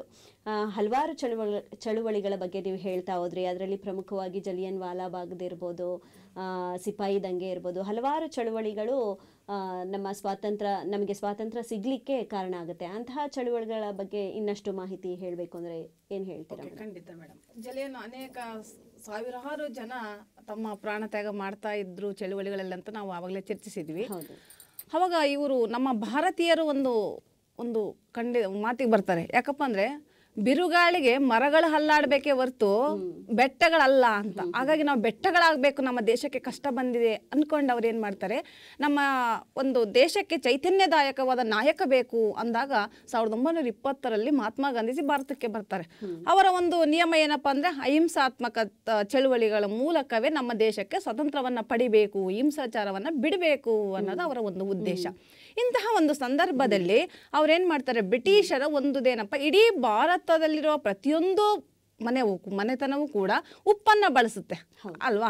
ಹಾಗಾಗಿ ಉಪ್ಪಿನ ಸತ್ಯಾಗ್ರಹದ ಬಗ್ಗೆ ನಾನು ಈಗ ಹೇಳಕ್ಕೆ ಇಷ್ಟಪಡ್ತೀನಿ. ₹1 ಸಿಗುವಂಥ ಉಪ್ಪನ್ನು 24 ರೂಪಾಯಿ ತೆರಿಗೆಯನ್ನು ನಮ್ಮ ದೇಶದಲ್ಲಿ ಇದ್ದುಕೊಂಡೆ ನಾವೇ ತೆರಿಗೆಯನ್ನು ಕಟ್ಟಿಬಿಟ್ಟು ನಾವು ಉಪ್ಪು ತಯಾರಿಸುವಂಥ ಒಂದು ಪ್ರಸಂಗವನ್ನು ಬ್ರಿಟಿಷರು ನಮಗೆ ತರ್ತಾರೆ. ಅವಾಗ ಗಾಂಧೀಜಿ ಏನು ಮಾಡ್ತಾರೆ, ನಾನೇ ಉಪ್ಪು ತಯಾರಿಸ್ಬಿಟ್ರೆ ಅಂತೇಳಿ ಸಿದ್ಧ ಆಗ್ತಾರೆ. ಅವಾಗ ಅವ್ರು ನಗಾಡ್ತಾರೆ, ಅಯ್ಯೋ ಈ ಒಬ್ಬ ವ್ಯಕ್ತಿ ಇಷ್ಟು ಉಪ್ಪು ತಯಾರಿಸ್ಬಿಟ್ರೆ ಏನು ಮಾಡ್ತಾನೆ ಅಂತ ನಗಾಡುವಂಥ ಒಂದು ಅಪಹಾಸ್ಯ ಮಾಡುವಂಥ ಸಂದರ್ಭದಲ್ಲಿ ಗಾಂಧೀಜಿ ಏನು ಮಾಡ್ತಾರೆ, ಸಬರಮತಿ ಆಶ್ರಮದಿಂದ ಸಮುದ್ರ ತೀರದ ದಂಡಿ ಎಂಬ ಒಂದು ಪ್ರದೇಶಕ್ಕೆ ಹೋಗುವಂಥ ಸಂದರ್ಭದಲ್ಲಿ ಇಡೀ ಭಾರತದ ಸಾವಿರಾರು ಜನಸಮೂಹವೇ ಅವರ ಹಿಂದೆ ಬರ್ತತೆ. ಅಂತಹ ಒಂದು ಸಂದರ್ಭದಲ್ಲಿ ಅವ್ರು ಏನು ಮಾಡ್ತಾರೆ, ಇಡೀ ಒಂದು ಮಹಿಳೆಯರನ್ನೆಲ್ಲರನ್ನ ಸೆರೆಮನೆಗೆ ಹಾಕ್ತಾರೆ ಬ್ರಿಟಿಷರ ತಡೆಯಲಿಕ್ಕೋಸ್ಕರವಾಗಿ. ಆ ಒಂದು ಘಟನೆ ಉಪ್ಪಿನ ಸತ್ಯಾಗ್ರಹವನ್ನು 1930 ಅವರು ಏಪ್ರಿಲ್ 15 ಮಾಡ್ತಾರೆ. ಅಂತಹ ಒಂದು ಸಂದರ್ಭದಲ್ಲಿ ವೆಬ್ ಮಿಲ್ಲರ್ ಎನ್ನುವ ಪತ್ರಕರ್ತ ಘಟನೆ ಹೇಗಿತ್ತು ಅನ್ನೋದನ್ನು ಒಂದೇ ವಾಕ್ಯದಲ್ಲಿ ಹೇಳ್ತಾ ಹೋಗ್ತಾನೆ. ಆ ಸತ್ಯಾಗ್ರಹಿಗಳ ಮೇಲೆ 16 ಮಂದಿ ಒಂದೇ ಸಲ ಪೊಲೀಸರ ಮೇಲೆ ನುಗ್ಗಿ ಅವರು ಕೊಕ್ಕಿರುತ್ತಲ್ಲ, ಆ ಕೊಕ್ಕೆ ಕಬ್ಬಿಣದಿರುತ್ತೆ, ಅದರ ಮೇಲೆ ಚುಚ್ಚುತ್ತಾರಂತೆ ನಮ್ಮ ಭಾರತೀಯರ ಹೋರಾಟಕ್ಕೆ ನಿಲ್ಲಿಸಬೇಕು ಅಂತೇಳಿ. ಆ ಹೇಟುಗಳನ್ನು ತಡೆಯಲು ಒಬ್ಬ ಸತ್ಯಾಗ್ರಹ, ಯಾಕಂದ್ರೆ ಗಾಂಧೀಜಿ ಹೇಳಿದ್ದಾರೆ ಅಹಿಂಸಾತ್ಮಕ ಮಾರ್ಗವಾಗಿ ನಾವು ಚಲಿಸಬೇಕು ಅಂತೇಳಿ. ಹಾಗಾಗಿ ಅವ್ರು ಏನು ಮಾಡ್ತಾರೆ, ಹೇಟುಗಳನ್ನು ತಡೆಯಲು ಒಬ್ಬ ಸತ್ಯಾಗ್ರಹಿ ಕೂಡ ಕೈ ಅಡ್ಡ ತರೋದಿಲ್ಲ ಅಂತ ಹೇಳಿ. ಹಾಗಾಗಿ 2 ನಿಮಿಷದಲ್ಲಿ ಎಲ್ಲ ದೇಹಗಳು, ಬಿಳಿ ಬಟ್ಟೆಗಳೆಲ್ಲವೂ ಕೂಡ ಕೆಂಪು ವರ್ಣದಲ್ಲಿ ಕೆಂಪು ವರ್ಣದಿಂದ ರಕ್ತದಿಂದ ತುಂಬಿ ಭೂಮಿ ಮೇಲೆ ಉರುಳುತ್ತೆ. ಇದು ನಾನು ಕಣ್ಣಾರೆ ಕಂಡ ಸತ್ಯ ಅಂತ ತನ್ನ ಪತ್ರಿಕೆಯಲ್ಲಿ ಬರೆದಿದ್ದಾನೆ. ಹೀಗೆ ಅನೇಕ ಒಂದು ಮಹಿಳೆಯರು ಇದರಿಂದ ತುಂಬ ತೊಂದರೆಗೆ ಒಳಗಾಯಿಸ್ತಾರೆ, ಅನೇಕ ಒಂದು ಲಾಠಿ ಚಾರ್ಜನ್ನು ಮಾಡ್ತಾರೆ, ಸೆರೆಮನೆಗೆ ಹಾಕ್ತಾ ಇರೋದನ್ನು ನಾವು ನೋಡ್ತಾ ಇದ್ದೀವಿ. ಇನ್ನು ಗಾಂಧೀಜಿಯವರ ಒಂದು ಮಂತ್ರ ನಮಗೆಲ್ಲರಿಗೂ ಚಿರಪರಿಚಿತವಾಗಿದೆ, ಯಾವುದು, ಮಾಡು ಇಲ್ಲವೇ ಮಡಿ. ಅಂತಹ ಸಂದರ್ಭದಲ್ಲಿ ಇವ್ರು ಏನು ಮಾಡ್ತಾರೆ, ಅದಕ್ಕೂ ಬಗ್ಲಿಲ್ಲ ನಮ್ಮ ಬ್ರಿಟಿಷರು. ಆದರೂ ಅವ್ರು ಏನು ಮಾಡಿದ್ರು, ನಾವು ಬೆಟ್ಟ ಅಂದ್ಕೊಂಡು ಅದು ಕಠಿಣವಾಗಿ ಅವ್ರು ನಿಂತ್ಕೊಂಡ್ಬಿಟ್ಟು ಪ್ರತಿಯೊಬ್ಬ ಭಾರತೀಯರಲ್ಲಿ ಕೂಡ ಮಂತ್ರವನ್ನು ಪಠಿಸ್ತಾರೆ. ಏನಂತ, ನಾವು ಭಾರತಕ್ಕೆ ಸ್ವತಂತ್ರವನ್ನು ಪಡೆಯುತ್ತೇವೆ, ಇಲ್ಲ ಅಂತಂದರೆ ನಾವು ಸಾಯ್ತೀವಿ ಅಂತೇಳಿ. ಇಂತಹ ಒಂದು ಸಂದರ್ಭದಲ್ಲಿ ಅನೇಕ ಒಂದು ಕಾರ್ಖಾನೆಯ ಕಾರ್ಮಿಕರಿಂದ ಹಿಡಿದು ಪ್ರತಿಯೊಂದು ಕಾಲೇಜು ವಿದ್ಯಾರ್ಥಿಗಳೆಲ್ಲರೂ ಕೂಡ ಬೀದಿ ಬರ್ತಾರೆ. ದೊಡ್ಡ ದೊಡ್ಡ ನಗರಗಳಲ್ಲಿ, ಸಣ್ಣ ಸಣ್ಣ ಊರುಗಳಲ್ಲಿ, ಹಳ್ಳಿಗಳೆಲ್ಲವೂ ಕೂಡ ಭಾರತ ಮಾತಾ ಕಿ ಜೈ, ಮಹಾತ್ಮ ಗಾಂಧೀಜಿ ಕಿ ಜೈ, ಇಂಗ್ಲೀಷರೇ ಭಾರತ ಬಿಟ್ಟು ತೊಲಗಿ ಎಂಬ ಘೋಷಣೆಯನ್ನು ಹಾಕ್ತಾರೆ. ಇದು ಬಹಳಷ್ಟು ಗಂಭೀರ ಆಗಿಬಿಡುತ್ತೆ ದೇಶದಾಗೆ. ಆಗ ಬ್ರಿಟಿಷರು ಏನು ಮಾಡ್ತಾರಪ್ಪ ಅಂತಂದರೆ, ಆ ಹೆಂಗಸರನ್ನೆಲ್ಲ ಲಾರೆಗೆ ಏರ್ಕೊಂಡ್ಬಿಟ್ಟು ಇಡೀ ಕಾಡಲ್ಲಿ ಹೋಗಿ ಬಿಟ್ಟು ಬಂದುಬಿಡ್ತಾರೆ ಎದುರಿಸೋಕ್ಕೋಸ್ಕರವಾಗಿ. ಆವಾಗ ಟೆಲಿಗ್ರಾಫ್ ತಂತಿಯನ್ನು ಕಟ್ ಮಾಡ್ತಾರೆ, ರೈಲುಗಳನ್ನು, ಬೋಗಿಗಳನ್ನು ಉರುಳಿಸೋದನ್ನು ನಾವು ನೋಡ್ತೀವಿ. ಮಹಾರಾಷ್ಟ್ರದಲ್ಲಿ 2,000 ಜನರನ್ನು ದಸ್ತಗಿರಿಯನ್ನಾಗಿ ಮಾಡ್ತಾರೆ. ಕೊನೆಗೆ ಆಗಸ್ಟ್ 11 ದೊಡ್ಡ ಗುಂಪು ಪಾಟ್ನಾ ಸಚಿವಾಲಯದ ಮೇಲೆ ಧ್ವಜಾರೋಹಣ ಮಾಡಬೇಕಾದ್ರೆ ಬ್ರಿಟಿಷರು ಏನು ಮಾಡ್ತಾರೆ, ಗುಂಡನ್ನು ದಾಳಿ ಮಾಡಿ 7 ವಿದ್ಯಾರ್ಥಿಗಳ ಸಾವನ್ನು ಅಪ್ಪಿರ್ತಾರೆ. ಈ ಒಂದು ಚಳುವಳಿಯಲ್ಲಿ 4,000ರಿಂದ 10,000ದವರೆಗೆ ಜನರು ಸತ್ತೋಗ್ತಾರೆ ಅಂತ ಭೀಕರ ಘಟನೆ. ಇಂದು ನಮ್ಮ ಒಂದು ಪ್ರತಿಯೊಂದು ರೋಮಗಳು ರಕ್ತದಲ್ಲಿ ಬಿಸಿ ರಕ್ತವೇ ಉಕ್ಕುತ್ತೆ ಅನ್ನೋ ರೀತಿಯಲ್ಲಿ 4,000ರಿಂದ 10,000 ಒಂದು ಜನ ಈ ಒಂದು ಚಳುವಳಿಯಲ್ಲಿ ಹತ್ಯೆ ಆಗ್ತಾರೆ. 60,000 ಜನ ದಸ್ತಗಿರಿ ಮಾಡ್ತಾ ಇರ್ತಾರೆ. ಈ ಒಂದು ಚಳುವಳಿ ಸ್ವತಂತ್ರವನ್ನು ಗೆದ್ದೇ ಗೆಲ್ಲುತ್ತೇವೆ ಎನ್ನುವ ಭಾರತೀಯರ ಸಂಕಲ್ಪ ಇಡೀ ಒಂದು ಜಗತ್ತಿಗೆ ಸಾರುವಂಥದ್ದು. ಹೀಗೆ ನಮ್ಮ ಒಂದು ಗಾಂಧೀಜಿಯವರು ಅನೇಕ ಚಳುವಳಿಗಳನ್ನು ಮಾಡ್ತಾರೆ. ಚೌರಾಚೌರಿ ಘಟನೆಗಳನ್ನು ನಡೀತವೆ, ಹಪ್ಪಿಕೋ ಚಳುವಳಿಗಳು ನಡೀತವೆ, ಈಗ ಅನೇಕ ಚಳುವಳಿಗಳನ್ನು ನಡೀತವೆ. ಹಾಗಾಗಿ ಈ ಒಂದು 75ನೇ ಸ್ವತಂತ್ರ ಸಂಭ್ರಮವು ನಾವು ಕೇವಲ ಅಲಂಕಾರಿತವಾಗಿ ಹೇಗೆ ಅಂದರೆ ಅಕ್ಕಿಯಂತೆ ಚಲಿಸಿ ಪಾತರಗಿತ್ತಿಯಂತೆ ಕುಣಿದು ಮೃಗಜಲದಂತೆ ಮಾಯವಾಗಬಾರದು ಈ ಒಂದು ಸಂಭ್ರಮವು ಹಿಂದಿನ ಒಂದು ಚಳುವಳಿಗಳು, ಆ ನಾಯಕರ ಒಂದು ಪಾತ್ರ, ನಮ್ಮ ದೇಶದ ಪ್ರತಿಯೊಬ್ಬ ಮಹಿಳೆ, ಪ್ರತಿಯೊಬ್ಬ ವ್ಯಕ್ತಿ ಹೋರಾಡಿದಂತಹ ಒಂದು ಘಟನೆ, ಸನ್ನಿವೇಶ ನಮ್ಮ ರಕ್ತದ ಕಣಕಣಗಳಲ್ಲಿ ಉಳಿಯಬೇಕು.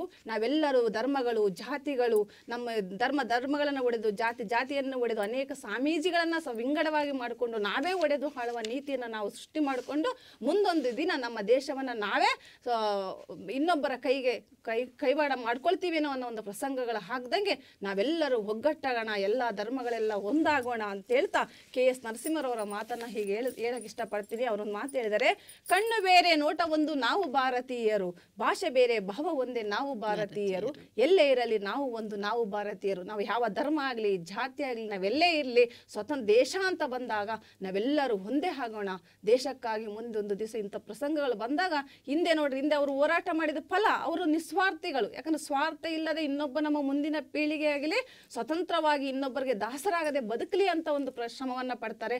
ಹಾಗೆ ನಾವು ಕೂಡ ಎಲ್ಲೇ ದೇಶ ಅಂತ ಬಂದಾಗ ನಾವೆಲ್ಲರೂ ಒಗ್ಗಟ್ಟಾಗೋಣ, ಹೋರಾಡೋಣ ಅನ್ನೋ ಒಂದು ಪ್ರತಿಯೊಬ್ಬ ಒಂದು ಭಾರತೀಯ ಪ್ರಜೆಯಲ್ಲಿ ಒಕ್ಕರಳಾಗಿ ಅವರ ರಕ್ತದ ಕಣದಲ್ಲಿ ಬೇರೂರ್ಲಿ ಅಂತ ಹೇಳಕ್ಕೆ ಇಷ್ಟಪಡ್ತಾ ಇದ್ದೀನಿ. ಹಾಗಾಗಿ ಪ್ರತಿಯೊಬ್ಬ ವ್ಯಕ್ತಿ ಕೂಡ ಈ ಒಂದು ಸ್ವತಂತ್ರ ಸಂಭ್ರಮವನ್ನು ಮುಂದಿನ ಪೀಳಿಗೆ ಕೂಡ ತಲಾಂತರವರೆಗೆ ಇದನ್ನು ಮರೆಯಲಾರದೆ ಉಳಿಸ್ಕೊಳ್ಳಿ, ನಮ್ಮ ಒಂದು ದೇಶದ ರಕ್ಷಣೆನ ನಾವು ಕಾಪಾಡಿಕೊಳ್ಳೋಣ ಅಂತ ಹೇಳಕ್ಕೆ ಇಷ್ಟ. ಹೌದು, ಹಲವಾರು ಚಳುವಳಿಗಳು, ಹಲವಾರು ಹೋರಾಟಗಳ ಮೂಲಕ ಸಿಕ್ಕಂಥ ಈ ಸ್ವಾತಂತ್ರ್ಯದ ಸಂಭ್ರಮವನ್ನು ನಾವೇನು ಪ್ರತಿ ವರ್ಷ ಆಗಸ್ಟ್ 15ನೇ ತಾರೀಕು ಆಚರಣೆ ಮಾಡ್ತಾ ಬಂದಿದ್ದೀವಿ, ಇದು ಕೇವಲ ಆಚರಣೆ ಆಗಬಾರ್ದು. ಗಂಗಾ ಮೇಡಮ್ ಹೇಳ್ದಂಗೆ ಕೇವಲ ಸಂಭ್ರಮದಿಂದ ಆಚರಣೆ ಮಾಡೋ ಅಂಥ ಒಂದು ವಿಧಾನ ಆಗಬಾರ್ದು.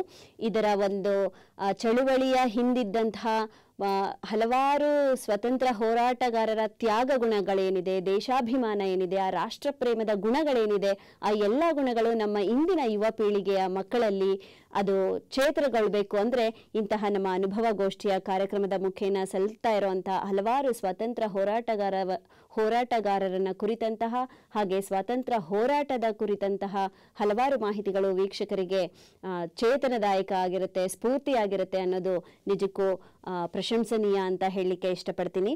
ಹಾಗೆ ಮೇಡಮ್ ಮಾತಾಡ್ತಾ ಒಂದು ಮಾತು ಹೇಳಿದ್ರು, ಎಂತಹ ಬಿರುಗಾಳಿ ಬಂದ್ರೂ ಅಲುಗಾಡೋ ಅಂಥದ್ದು ಗಿಡಮರಗಳೇ ಹೊರತು ಬೆಟ್ಟಗಳಲ್ಲ ಅಂತ.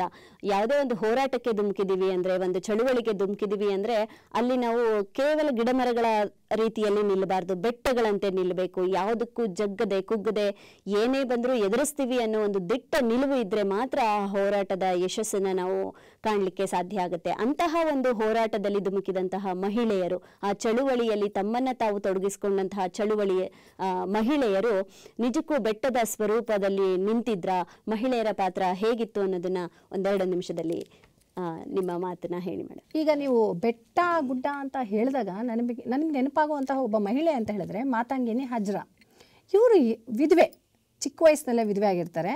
ನಮ್ಮ ಭಾರತದಲ್ಲಿ ವಿಧವೆಯರಿಗೆ ಯಾವ ಸ್ಥಾನ ಇದೆ ಅಂತೇಳಿ ನಾನೇನು ಹೇಳೋದೇ ಬೇಡ, ನಿಮಗೆ ಗೊತ್ತಿದೆ. ಅವರಿಗೆ ಅಲ್ಲಿಗೆ ಬರಬಾರ್ದು, ಇಲ್ಲಿಗೆ ಬರಬಾರ್ದು, ಅದು ಮುಟ್ಟಬಾರ್ದು, ಯಾವ ಒಂದು ಸಂತೋಷ ಕೂಟಕ್ಕೆ ಬರಬಾರ್ದು ಅನ್ನೋ ಒಂದು ಸ್ಥಿತಿಯನ್ನು ಅವ್ರಿಗೆ ತಂದಿಟ್ಬಿಟ್ಟು ಮೂಲೆಗೆ ದಬ್ಬಿಟ್ಟಿರ್ತಾರೆ. ಆದರೂ ಆ ಮಹಿಳೆ ನೀವು ಹೇಳ್ದಂಗೆ ಬೆಟ್ಟದಂತೆ ಅವಳು ನಿಂತುಬಿಟ್ಟು ತನ್ನ 72ನೇ ವಯಸ್ಸುವರೆಗೂ ಆ ಮಹಿಳೆ ದೇಶಕ್ಕಾಗಿ ದುಡಿತಾಳೆ ಅವಳು. ಆಮೇಲೆ 6,000 ಬೆಂಬಲಿಗರನ್ನು ಅವಳು ಹುಟ್ಟು ಹಾಕಿಬಿಟ್ಟು ತನ್ನ ಜೊತೆ ಅವರನ್ನು ಸೇರಿಸ್ಕೊಂಡು ಸ್ವಾತಂತ್ರ್ಯಕ್ಕಾಗಿ ದುಡಿತಾಳೆ. ನಂತರ ಇವರು ಭಾರತೀಯ ರಾಷ್ಟ್ರೀಯ ಕಾಂಗ್ರೆಸ್ ಧ್ವಜ ಆರಿಸೋದಕ್ಕೆ ಹೋದಾಗ ಅವರಿಗೆ ಸತತವಾಗಿ 3 ಬಾರಿ ಗುಂಡೇಟು ಬೀಳುತ್ತೆ. ಆ ಗುಂಡೇಟು ಬಿದ್ದರೂ ಕೂಡ ಆ ಮಹಿಳೆ ತನ್ನ ಒಂದು ಹೆಜ್ಜೆಯನ್ನು ಹಿಂದಿಟ್ಟದೆ ದೃಢವಾಗಿ ಗಟ್ಟಿಗಿತ್ತಿ ಅವಳು ಮುಂದಕ್ಕೆ ನುಗ್ಗಿ ಒಂದೇ ಮಾತರಂ ಅಂತ ಹೇಳಿಬಿಟ್ಟು ಧ್ವಜವನ್ನು ಮೇಲೆ ಕೆತ್ತಿ ತನ್ನ ಪ್ರಾಣ ತ್ಯಾಗವನ್ನು ಮಾಡಿರುವಂಥ ಮಹಿಳೆ ಅವಳು. ಅದನ್ನು ನಮ್ಮ ತಮ್ಲುಕ್ ರಾಷ್ಟ್ರೀಯ ಸರ್ಕಾರದ ಬಿಪ್ಲವಿ ಪತ್ರಿಕೆಯಲ್ಲಿ ಇವ್ರ ಬಗ್ಗೆ ಒಂದು ಕಾಮೆಂಟ್ ಮಾಡ್ತಾರೆ. ಎಂಥ ಮಹಿಳೆಯರಿ ಅವರು, ಗುಂಡೇಟು ಸತತವಾಗಿ ಗುಂಡೇಟು, ಒಂದು ಎಡಕ್ಕೆ ಒಂದು ಬಲ ಇದಕ್ಕೆ ಒಂದು ಹೃದಯಕ್ಕೇ ಒಂದು ಗುಂಡೇಟು ಹೊಡೆದ್ರೂ ಕೂಡ ಆ ಹೆಂಗಸು ಸ್ವಲ್ಪನೂ ಧೃತಿಗೆಡದಲ್ಲೇ ಮುಂದಕ್ಕೆ ತನ್ನ ಮೆರವಣಿಗೆಯನ್ನು ಅಲ್ಲಿ ಸ್ಟಾಪ್ ಮಾಡದಲ್ಲೇ ಮುಂದಕ್ಕೆ ಎಲ್ಲರನ್ನೂ ಕರ್ಕೊಂಡು ಹೋಗ್ಬಿಟ್ಟು ಒಂದೇ ಮಾತರಂ ಅಂತ ಹೇಳಿ ಧ್ವಜವನ್ನು ಕೆಳಗಿಳಿಸ್ದೆ ಮೇಲೆ ಕೆತ್ತಿ ತ್ಯಾಗ ಮಾಡ್ತಾಳೆ ಅಂತೇಳಿ ಆ ಪತ್ರಿಕೆಯಲ್ಲಿ ಅವರು ಕಾಮೆಂಟ್ ಮಾಡಿದ್ದಾರೆ. ಇನ್ನೊಂದು ಮಹಿಳೆಯನ್ನು ನಾನು ಹಾಗೆ ಇನ್ನೊಂದು ಮಹಿಳೆ ನೆನೆಸ್ಕೋಬೇಕಂದ್ರೆ ತಾರಾರಾಣಿ ಅಂತ ಹೇಳ್ಬಿಟ್ಟು, ಇವರು ಪ್ರಲೇಂದು ಬಾಬು ಗೊತ್ತಲ್ಲ, ಪ್ರಲೇಂದು ಬಾಬು ಅವರ ಧರ್ಮಪತ್ನಿ. ಇವರ ಹೆಸರು ಸಾಮಾನ್ಯವಾಗಿ ಅಷ್ಟೊಂದು ಪರಿಚಿತ ಇರೋದಿಲ್ಲ. ಪ್ರಲೇಂದ್ರ ಬಾಬು ಅವರ ಹೆಸರು ಪರಿಚಿತ ಆಗಿರುತ್ತೆ. ಈ ಪ್ರಲೇಂದ್ರ ಬಾಬು ಅವರು ಸಹ ಹೀಗೆ ಸಿವಾನ್ ಪೊಲೀಸ್ ಠಾಣೆ ಮೇಲೆ ಅವರಿಗೆ ಧ್ವಜ ಹಾರಿಸೋ ಒಂದು ನಿರ್ಧಾರ ಮಾಡಿರ್ತಾರೆ. ಆ ನಿರ್ಧಾರ ಮಾಡಿದಾಗ ಇವರು ಆ ಪೊಲೀಸ್ ಠಾಣೆ ಹತ್ರ ಇನ್ನೇನು ಚಳುವಳಿ ಮಾಡ್ಕೊಂಡು ಹೋಗ್ತಾ ಇರಬೇಕಿದ್ರೆ ತನ್ನ ಗಂಡನಿಗೆ ಗುಂಡೇಟು ಬೀಳುತ್ತೆ. ಆದರೆ ಅಲ್ಲಿರೋರಂತಾರೆ ಎಲ್ಲರೂ ಹವ್ವಾರ್ಬಿಡ್ತಾರೆ. ಆದರೆ ಅವರ ತಾರಾರಾಣಿ ಮಾತ್ರ ಹೆದರೋದೇ ಇಲ್ಲ. ತನ್ನ ಗಂಡನಿಗೆ ಅಲ್ಲಿ ತನ್ನ ಸೀರೆಯನ್ನೇ ಬಳಸ್ಕೊಂಡು ಬ್ಯಾಂಡೇಜ್ ಮಾಡಿಬಿಟ್ಟು ಪ್ರಥಮ ಚಿಕಿತ್ಸೆಯನ್ನು ಕೊಟ್ಟು ಅವರಿಗೆ ಮುಂದಕ್ಕೆ ಕರ್ಕೊಂಡೋಗಿ ಒಂದು ಚಳುವಳಿಯನ್ನು ಮುಗಿಸ್ತಾಳೆ ಅಂತ ದಿಟ್ಟ ಮಹಿಳೆ. ಇನ್ನು ನೆಕ್ಸ್ಟ್ ಇಂತಹ ಮಹಿಳೆಯರನ್ನ ನಾವು ಸಾವಿರಾರು ಸಂಖ್ಯೆಯಲ್ಲಿ ಕೂಡ ಕಾಣ್ಬೋದು. ಅದಕ್ಕೆ ನಾನು ಫಸ್ಟ್ ಎಲ್ಲ ಮಹಿಳೆಯರಿಗೂ ನಾನು ಸಲ್ಯೂಟ್ ಅಂತ ಹೇಳಿದೆ. ಸ್ವತಂತ್ರ ಹೋರಾಟದ ಹೆಸರಿನಲ್ಲಿ ನಡೆದಂತಹ ಎಲ್ಲಾ ಚಳುವಳಿಗಳಲ್ಲೂ ಕೂಡ, ಎಲ್ಲಾ ಹೋರಾಟದಲ್ಲೂ ಕೂಡ ಸ್ತ್ರೀಯರ ಪಾತ್ರ ಖಂಡಿತ ಇದ್ದೇ ಇದೆ ಅನ್ನೋದು ನಿಮ್ಮ ಒಂದು ಮಾಹಿತಿ ಮಂಡನೆಯಿಂದ ತಿಳಿದು ಬರ್ತಾ ಇದೆ. ಹಾಗೆ ಮೇಡಮ್, ಸ್ವತಂತ್ರ ಪೂರ್ವದಲ್ಲಿ ಸ್ವತಂತ್ರಕ್ಕಾಗಿ ಹೋರಾಟ ಮಾಡಿದಂತಹ ಮಹಿಳೆಯರು ಬೆಟ್ಟದಂತೆ ನಿಂತು ಎಲ್ಲವನ್ನೂ ದಿಟ್ಟತನದಿಂದ ಹೆದರಿಸಿ ಅವರು ತಮ್ಮ ಹೋರಾಟದಲ್ಲಿ ತಮ್ಮನ್ನು ತಾವು ತೊಡಗಿಸ್ಕೊಂಡಿದ್ರು. ಸ್ವತಂತ್ರ ಭಾರತದಲ್ಲಿ ಮಹಿಳೆಯರು, ಈಗ ಸ್ತ್ರೀಯರು ಹೇಗಿದ್ದಾರೆ? ಆ ಸ್ವಾತಂತ್ರ್ಯಕ್ಕೆ ತಕ್ಕ ಹಾಗೆ ಅವರು ತಮ್ಮ ನಡೆನುಡಿಯನ್ನು ಇಟ್ಕೊಂಡಿದ್ದಾರಾ, ಅಥವಾ ಇನ್ನೂ ಅತಿ ಹೆಚ್ಚಿನದಾಗಿ ತಮ್ಮ ಯಶಸ್ಸನ್ನು ಕಾಣ್ತಾ ಇದ್ದಾರಾ? ಅದ್ರ ಬಗ್ಗೆ ಏನು ಹೇಳ್ತೀರಾ ಮೇಡಮ್? ಖಂಡಿತ ಇವತ್ತು ಹೆಣ್ಮಕ್ಳು ಸಂಜೀವಿನಿ ಬೆಟ್ಟ ಆಗಿದ್ದಾರೆ. ಬರೀ ಬೆಟ್ಟ ಇಲ್ಲ, ಅವ್ರು ಏನಂತಂದ್ರೆ ಎಲ್ಲ ರೋಗಕ್ಕೆ ಮದ್ದು ಸಂಜೀವಿನಿ ಅಂತ ಆ ಥರ ಆಗಿದ್ದಾರೆ. ಯಾಕೆ ಅಂದರೆ ಡಾಕ್ಟರ್ BR ಅಂಬೇಡ್ಕರ್ ಅವರು ಸ್ವಾತಂತ್ರ್ಯ ಹೋರಾಟದ ಸಂದರ್ಭದಲ್ಲಿ ಪುಸ್ತಕಗಳನ್ನು ತಂದರು. ಬಹಿಷ್ಕೃತ ಭಾರತ, ಮೂಕನಾಯಕ, ಸಮತ, ಜನತಾ ಪತ್ರಿಕೆಗಳು, ಪುಸ್ತಕಗಳು ತಂದಾಗ ಅವ್ರು ಏನು ಮಾಡ್ತಿದ್ರು, ಈ ಥರದ ಮಹಿಳಾ ಇಶ್ಯೂಸ್ ಇಟ್ಕೊಂಡು ಅವರು ಬರೀತಿದ್ರು. ಜನಸಾಮಾನ್ಯರಿಗೆ ತಿಳಿ ಹೇಳ್ತಿದ್ರು, ಜನಸಾಮಾನ್ಯರು ಏನು ಮಾಡಬೇಕು, ಮಹಿಳೆಯರು ಯಾವ ರೀತಿಯಲ್ಲಿ ಮುಂದುವರಿಬೇಕು ಅಂತ. ಇದು ಏನಾಯಿತು, ಸ್ವಾತಂತ್ರ್ಯ ನಂತರದಲ್ಲಿ ಆದಂತಹ ಎಷ್ಟೋ ಬದಲಾವಣೆಗಳಿಗೆ ನಾಂದಿ ಆಯಿತು. ಇವತ್ತು ನಾವು ಇಡೀ ದೇಶದಲ್ಲಿ ಸುಮಾರು 7 ಜನ ವಿಜ್ಞಾನಿಗಳನ್ನು ಗುರುತಿಸ್ತೀವಿ, ಮಹಿಳಾ ವಿಜ್ಞಾನಿಗಳು. ಶಿಕ್ಷಕರನ್ನು ನೋಡ್ತೀವಿ, ಎಷ್ಟೋ ಜನರ ಹೆಸರು ಹೇಳ್ತೀವಿ, ವೈದ್ಯಾಧಿಕಾರಿಗಳನ್ನು ನೋಡ್ತೀವಿ, ರಾಜಕೀಯದಲ್ಲಿ ಮಹಿಳೆಯರನ್ನ ನೋಡ್ತೀವಿ. ವಿಜ್ಞಾನ ಕ್ಷೇತ್ರದಲ್ಲಿ ಮಹಿಳೆಯರು ಇರಬೇಕು ಅಂತಂದರೆ ಅದು ಇವತ್ತಿನ ಸಂದರ್ಭಕ್ಕೆ ವಿಶೇಷನೇ. ಅಂತಹ 7 ಜನ ಮಹಿಳೆಯರನ್ನು ಕೂಡ ನಾವಿಲ್ಲಿ ನೆನಪು ಮಾಡ್ಕೋಬೇಕು. ಜಾನಕಿ ಅಮ್ಮಲ್ ಅವರು, ಆನಂದಿಬಾಯಿ ಜೋಶಿಯವರು, ಅಸೀಮಾ ಚಟರ್ಜಿಯವರು, ಸುನೀತಾ ಗುಪ್ತಾ ಅವರು, ಡಾಕ್ಟರ್ ಇಂದಿರಾ ಹಿಂದೂಜಾ ಅವರು, ಡಾಕ್ಟರ್ ಅದಿತಿ ಪಂತ್, ಡಾಕ್ಟರ್ ಸುಮನ್ ಸಹಾಯಿ, ಹೀಗೆ ಬಹಳಷ್ಟು ಜನ ವಿಜ್ಞಾನಿಗಳನ್ನು ನಾವು ಇವತ್ತು ನಮ್ಮ ಸ್ವತಂತ್ರ ಭಾರತದಲ್ಲಿ ಗುರುತಿಸ್ತೀವಿ. ಅದೇ ಥರ ಸ್ವತಂತ್ರ ಭಾರತದ ಪ್ರಥಮ ಮಹಿಳೆಯರು ಅಂಥೇಳಿ ಅನೇಕ ಜನರು ಇದ್ದಾರೆ. ನಾವಿವತ್ತು ರಾಣಿ ಅಬ್ಬಕ್ಕ ಅವ್ರನ್ನ ನೆನಪು ಮಾಡ್ಕೋತೀವಿ. ರಾಣಿ ಅಬ್ಬಕ್ಕ ಪೋರ್ಚುಗೀಸರ ಅವರ ಬಂದಂತಹ ಸಂದರ್ಭದಲ್ಲಿ ಕೆಚ್ಚೆದೆಯಿಂದ ಹೋರಾಡಿದಂತಹ ದಿಟ್ಟ ಮಹಿಳೆ ಅಂತ. ಕಿತ್ತೂರು ರಾಣಿ ಚೆನ್ನಮ್ಮ ಅವ್ರನ್ನ ಗುರುತಿಸ್ತೀವಿ. ಆದರೆ ಇವತ್ತು ಯಾಸಿಡ್ ಅಂತಹ ದಾಳಿಗಳಾದರೂ ಕೂಡ ಹೆಣ್ಮಕ್ಳು ಹಿಂಜರಿಯದೆ ತನ್ನ ಬದುಕನ್ನು ಕಟ್ಕೋತಿದ್ದಾರೆ. ಹಾಗಾಗಿ ಸ್ವತಂತ್ರ ಭಾರತದಲ್ಲಿ ಸ್ತ್ರೀ ಏನಾಗಿದ್ದಾಳೆ ಅಂತ ಅಂದರೆ ಅದೇ ಉದಾಹರಣೆಗಳು ಸಾಕು. ಇವತ್ತು ಅನೇಕ ಸ್ತ್ರೀಯರನ್ನು ನಾವು ನೋಡ್ಬೋದು. ಬಹಳಷ್ಟು ಪುಸ್ತಕಗಳು ಮಹಿಳೆಯರ ಇದು ಏನಂತಂದರೆ ಅಗೋಚರ ಧೀಮಂತ ಮಹಿಳೆಯರಿದ್ದಾರೆ ಇವತ್ತಿದ್ದಾರೆ. ಯಾಕಂದರೆ ಎಲ್ಲ ಮಹಿಳೆಯರನ್ನು ನಾವು ಸ್ಮರಿಸ್ತಿಲ್ಲ, ಕೇವಲ ಹೆಸರು ಇರುವಂತಹ 4-6 ಹೆಣ್ಮಕ್ಳನ್ನು ಗುರುತಿಸ್ತೀವಿ. ಇವತ್ತು ಅಗೋಚರ ಹೆಣ್ಮಕ್ಳು, ಅವರ ತ್ಯಾಗ ಬಲಿದಾನಿಗಳು ಇವತ್ತು ಹಾಗೇ ಮುಚ್ಚಿ ಹೋಗಿದೆ. ಅದಕ್ಕೆ ಒಂದು ಪುಸ್ತಕ ಬಂದಿದೆ ಆಜಾದಿ ಕಾ ಅಮೃತ್ ಮಹೋತ್ಸವ ಸಂದರ್ಭದಲ್ಲಿ. ಮೀನಾಕ್ಷಿ ಲೇಖಿ ಅನ್ನುವಂತಹ ಶ್ರೀಮತಿ ಮೀನಾಕ್ಷಿ ಲೇಖಿ ಅನ್ನುವಂಥವರು ಈ ತರಹದ ಅಗೋಚರ ಹೆಣ್ಮಕ್ಳ ತ್ಯಾಗ ಬಲಿದಾನದ ಕುರಿತು ಒಂದು ಒಳ್ಳೆಯ ಪುಸ್ತಕಗಳನ್ನು ಬರೆದಿದ್ದಾರೆ. ಇವರು ಮೇಡಮ್ ಮಾತಾಡ್ತಾ ಹೇಳಿದರು, ಶೈಲಜಾ ಮೇಡಮ್ಮು, ವಿಧವೆಯರ ಸ್ಥಿತಿ ಖಂಡಿತ ಒಂದು ವೇಳೆ ವಿಧವೆಯರು ಸಹಕಾರ ಕೊಡದೇ ಇರ್ತಿದ್ರೆ ಸ್ವಾತಂತ್ರ್ಯ ಹೋರಾಟದಲ್ಲಿ ಅಷ್ಟೊಂದು ಯಶಸ್ಸು ನಾವು ಕಾಣಕ್ಕಾಗ್ತಿಲ್ಲ ಅಂತ ಘಂಟಾಘೋಷವಾಗಿ ಹೇಳ್ತೀನಿ. ಯಾಕೆ ಅಂತಂದರೆ ಕರಪತ್ರಗಳನ್ನು ಹಂಚುತ್ತಿದ್ದಿದ್ದು ಅವರೇ, ಒಂದು ಸಭೆ ಎಲ್ಲಿ ಸೇರ್ತಾ ಇದೆ ಅಂತ ತಿಳಿಸ್ತಿದ್ದಿದ್ದು ಅವರೇ. ಯಾಕಂತಂದರೆ ವಿಧವೆಯರಿಗೆ ಯಾರು ಮುಟ್ತಿದ್ದಿಲ್ಲ ಅವಾಗ, ಅವರು ಹೋಗ್ತಾ ಇದ್ರೆ ಆ ಕಡೆಯಿಂದ ಹೋಗೋರು. ಹಾಗಾಗಿ ಅಂತಹ ಹೀನಾಯ ಸ್ಥಿತಿ ವಿಧವೆಗಿತ್ತು. ಆದರೆ ವಿಧವೆ ಸ್ವಾತಂತ್ರ್ಯ ಹೋರಾಟದ ನಾವು ಇವತ್ತೆಲ್ಲ ಇಷ್ಟು ಚೆನ್ನಾಗಿ ಬದುಕಕ್ಕೆ ಅವರ ತ್ಯಾಗ ಬಲಿದಾನ ನಾವು ಎಲ್ಲ ಸಂದರ್ಭದಲ್ಲಿ ನೆನಪು ಮಾಡ್ಕೋಬೇಕು. ಇವತ್ತು ಅನೇಕ ಪ್ರಥಮ ಮಹಿಳೆಯರನ್ನು ಗುರುತಿಸ್ತೀವಿ. ಮೊದಲ ಮಹಿಳಾ ಗೌರವ ಪದವಿ ಪಡೆದಂಥವರು ಕಾಮಿನಿ ರಾವ್ ಅವರು, ಮೊದಲ ಮಹಿಳಾ ಒಲಿಂಪಿಕ್ ಪದಕ ವಿಜೇತೆ ಕರ್ಣಂ ಮಲ್ಲೇಶ್ವರಿ ಅವರು, ಹಾಗೆ ಮಹಿಳಾ ವಕೀಲೆ ಕಾರ್ನೆಲಿಯಾ ನೊರಾಬ್ಜು, ವಿಶ್ವಸಂಸ್ಥೆಯ ಮಹಿಳಾ ಅಧ್ಯಕ್ಷರು ಶ್ರೀಮತಿ ವಿಜಯಲಕ್ಷ್ಮಿ ಪಂಡಿತ್, ಮೊದಲ ಮಹಿಳಾ ಮುಖ್ಯಮಂತ್ರಿ ಸುಚೇತಾ ಕೃಪಲಾನಿ. 100 ಹೆಸರುಗಳನ್ನು ಇವತ್ತು ಪಟ್ಟಿ ಮಾಡ್ತಾ ಹೋದರೆ 100 ಹೆಸರುಗಳು ನಮಗಿವತ್ತು ಸ್ವತಂತ್ರ ಭಾರತದಲ್ಲಿ ಸ್ತ್ರೀಯರ ಸ್ಥಾನಮಾನ ಎಲ್ಲಿದೆ ಅಂತ ತಿಳಿಸೋಕ್ಕೆ. ರಾಜಕೀಯದಲ್ಲಂತೂ ಉತ್ತಮ ಸ್ಥಾನವನ್ನು ಹೊಂದಿದ್ದಾರೆ. ಆದರೆ ಇವತ್ತು ಎಲ್ಲಿ ನಾವು ದಾರಿ ತಪ್ತಿದ್ದೀವಿ ಅಂತಂದರೆ, ಇವತ್ತು ದೃಶ್ಯ ಮಾಧ್ಯಮಗಳು ಹೆಣ್ಮಕ್ಳನ್ನು ನೋಡುವ ಸ್ಥಿತಿಗತಿ, ಜಾಹೀರಾತುಗಳು, ಒಂದು ಆಟದ ವಸ್ತು, ಕೇವಲ ಒಂದು ಹೆಣ್ಮಕ್ಳು ಅಂದರೆ ಸಭೆ ಸಮಾರಂಭಗಳಲ್ಲಿ ನೋಡ್ರಿ, ಅವ್ರ ಜ್ಞಾನಕ್ಕೆ ಇದು ಬಲ ಕೊಡಲ್ಲ.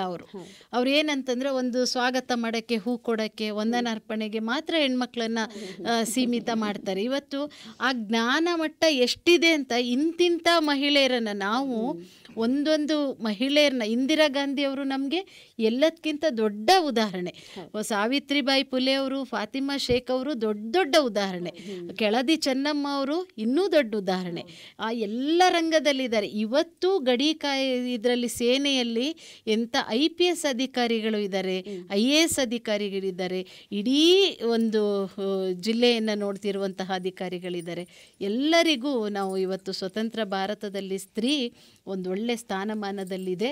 ಆದರೆ ಒಂದು ನಾವು ಆ ಸ್ತ್ರೀಯರ ಸ್ಥಾನಮಾನದಲ್ಲಿ ಆಗ್ತಿರುವಂತಹ ಬದಲಾವಣೆಗಳಿಗೆ ನಮ್ಮ ಸಮಾಜದಲ್ಲಿ ಇರುವಂತಹ ಆಗುಹೋಗುಗಳೇ ಕಾರಣ ಆಗ್ತಿದೆ. ಅಲ್ಲಿ ಈ ಒಂದು ರೀತಿಯಲ್ಲಿ ಹೆಣ್ಣನ್ನು ನೋಡುವ ದೃಷ್ಟಿಕೋನದಲ್ಲಿ ಬದಲಾವಣೆ ಮಾಡಿಕೊಂಡ್ರೆ ಮತ್ತೆ ಹೆಣ್ಣು ಒಂದು ಸದೃಢ ಸಮಾಜವನ್ನು ಕಟ್ಟೋದ್ರಲ್ಲಿ ಯಾವುದೇ ವಿಫಲ ಆಗಲ್ಲ, ಸಫಲತೆಯನ್ನು ಪಡಿತಾಳೆ ಅಂತ ಹೇಳ್ತಾ ನನ್ನ ಈ ಅನಿಸಿಕೆಯನ್ನು ತಿಳಿಸ್ತೀನಿ. ಹೌದು, ತೊಟ್ಟಿಲನ್ನು ತೂಗೋದಕ್ಕೆ ಮಾತ್ರ ಮೀಸಲಿದ್ದಂತಹ ಕೈ ಈ ಸ್ವತಂತ್ರ ಭಾರತದಲ್ಲಿ ಜಗತ್ತನ್ನೇ ತೂಗ್ತಾ ಇದೆ ಅನ್ನೋದು ನಿಜಕ್ಕೂ ಅತಿಶಯೋಕ್ತಿ ಏನಲ್ಲ. ಯಾಕೆ ಅಂದರೆ ಸ್ತ್ರೀಗೆ ಆ ಸಾಮರ್ಥ್ಯ ಇದೆ. ಹಾಗಾಗಿ ಸ್ವತಂತ್ರ ಭಾರತದಲ್ಲಿ ಸ್ತ್ರೀ ಎಲ್ಲ ರಂಗದಲ್ಲೂ ತೊಡಗಿಸ್ಕೊಂಡಿದ್ದಾಳೆ. ಪುರುಷ ಯಾವ ಯಾವ ವೃತ್ತಿರಂಗದಲ್ಲಿ ತನ್ನ ಯಶಸ್ಸನ್ನು ಕಾಣ್ತಾ ಇದ್ದಾನೋ ಆ ಎಲ್ಲ ವೃತ್ತಿರಂಗದಲ್ಲೂ ಕೂಡ ಸ್ತ್ರೀ ತನ್ನ ಪಾತ್ರವನ್ನು ತೋರ್ತಾ ಇದ್ದಾಳೆ, ಹಾಗೂ ಅಷ್ಟೇ ಯಶಸ್ಸನ್ನು ಕೂಡ ಸ್ತ್ರೀ ಪಡಿತಾ ಇದ್ದಾಳೆ ಅನ್ನೋದು ನಿಜಕ್ಕೂ ಪ್ರಶಂಸನೀಯ. ಇಂತಹ ಸ್ವತಂತ್ರ ಭಾರತದಲ್ಲಿ ಸ್ತ್ರೀಯರ ಪಾತ್ರ ಹೇಗಿತ್ತು ಅನ್ನೋದನ್ನು ಹಸೀನಾ ಮೇಡಮ್ರವರು ತುಂಬ ಚೆನ್ನಾಗಿ ತಿಳಿಸ್ಕೊಟ್ಟಿದ್ದಾರೆ. ಹಾಗೆ ಪ್ರಿಯ ವೀಕ್ಷಕರೇ, ಇವತ್ತಿನ ನಮ್ಮ ಅನುಭವಗೋಷ್ಠಿ ಕಾರ್ಯಕ್ರಮದಲ್ಲಿ ಆಜಾದಿ ಕಾ ಅಮೃತ ಮಹೋತ್ಸವ ಅಂತ ಏನು ನಡೀತಾ ಇದೆ, ನಮ್ಮ ಸ್ವಾತಂತ್ರ್ಯ ದಿನಾಚರಣೆ, ಈ ಸ್ವಾತಂತ್ರ್ಯ ದಿನಾಚರಣೆಯ ದಿನದಂದು ಸ್ವಾತಂತ್ರ್ಯ ಹೋರಾಟಗಾರರು ಮತ್ತು ಆ ಹೋರಾಟದ ಕಾಲದಲ್ಲಿ ನಡೆದಂಥ ಹಲವಾರು ಸಂಗತಿಗಳ ಬಗ್ಗೆ ಹೆಚ್ಚು ಮಾಹಿತಿಗಳನ್ನು ನೀವು ತಿಳ್ಕೊಂಡಿದ್ದೀರಾ.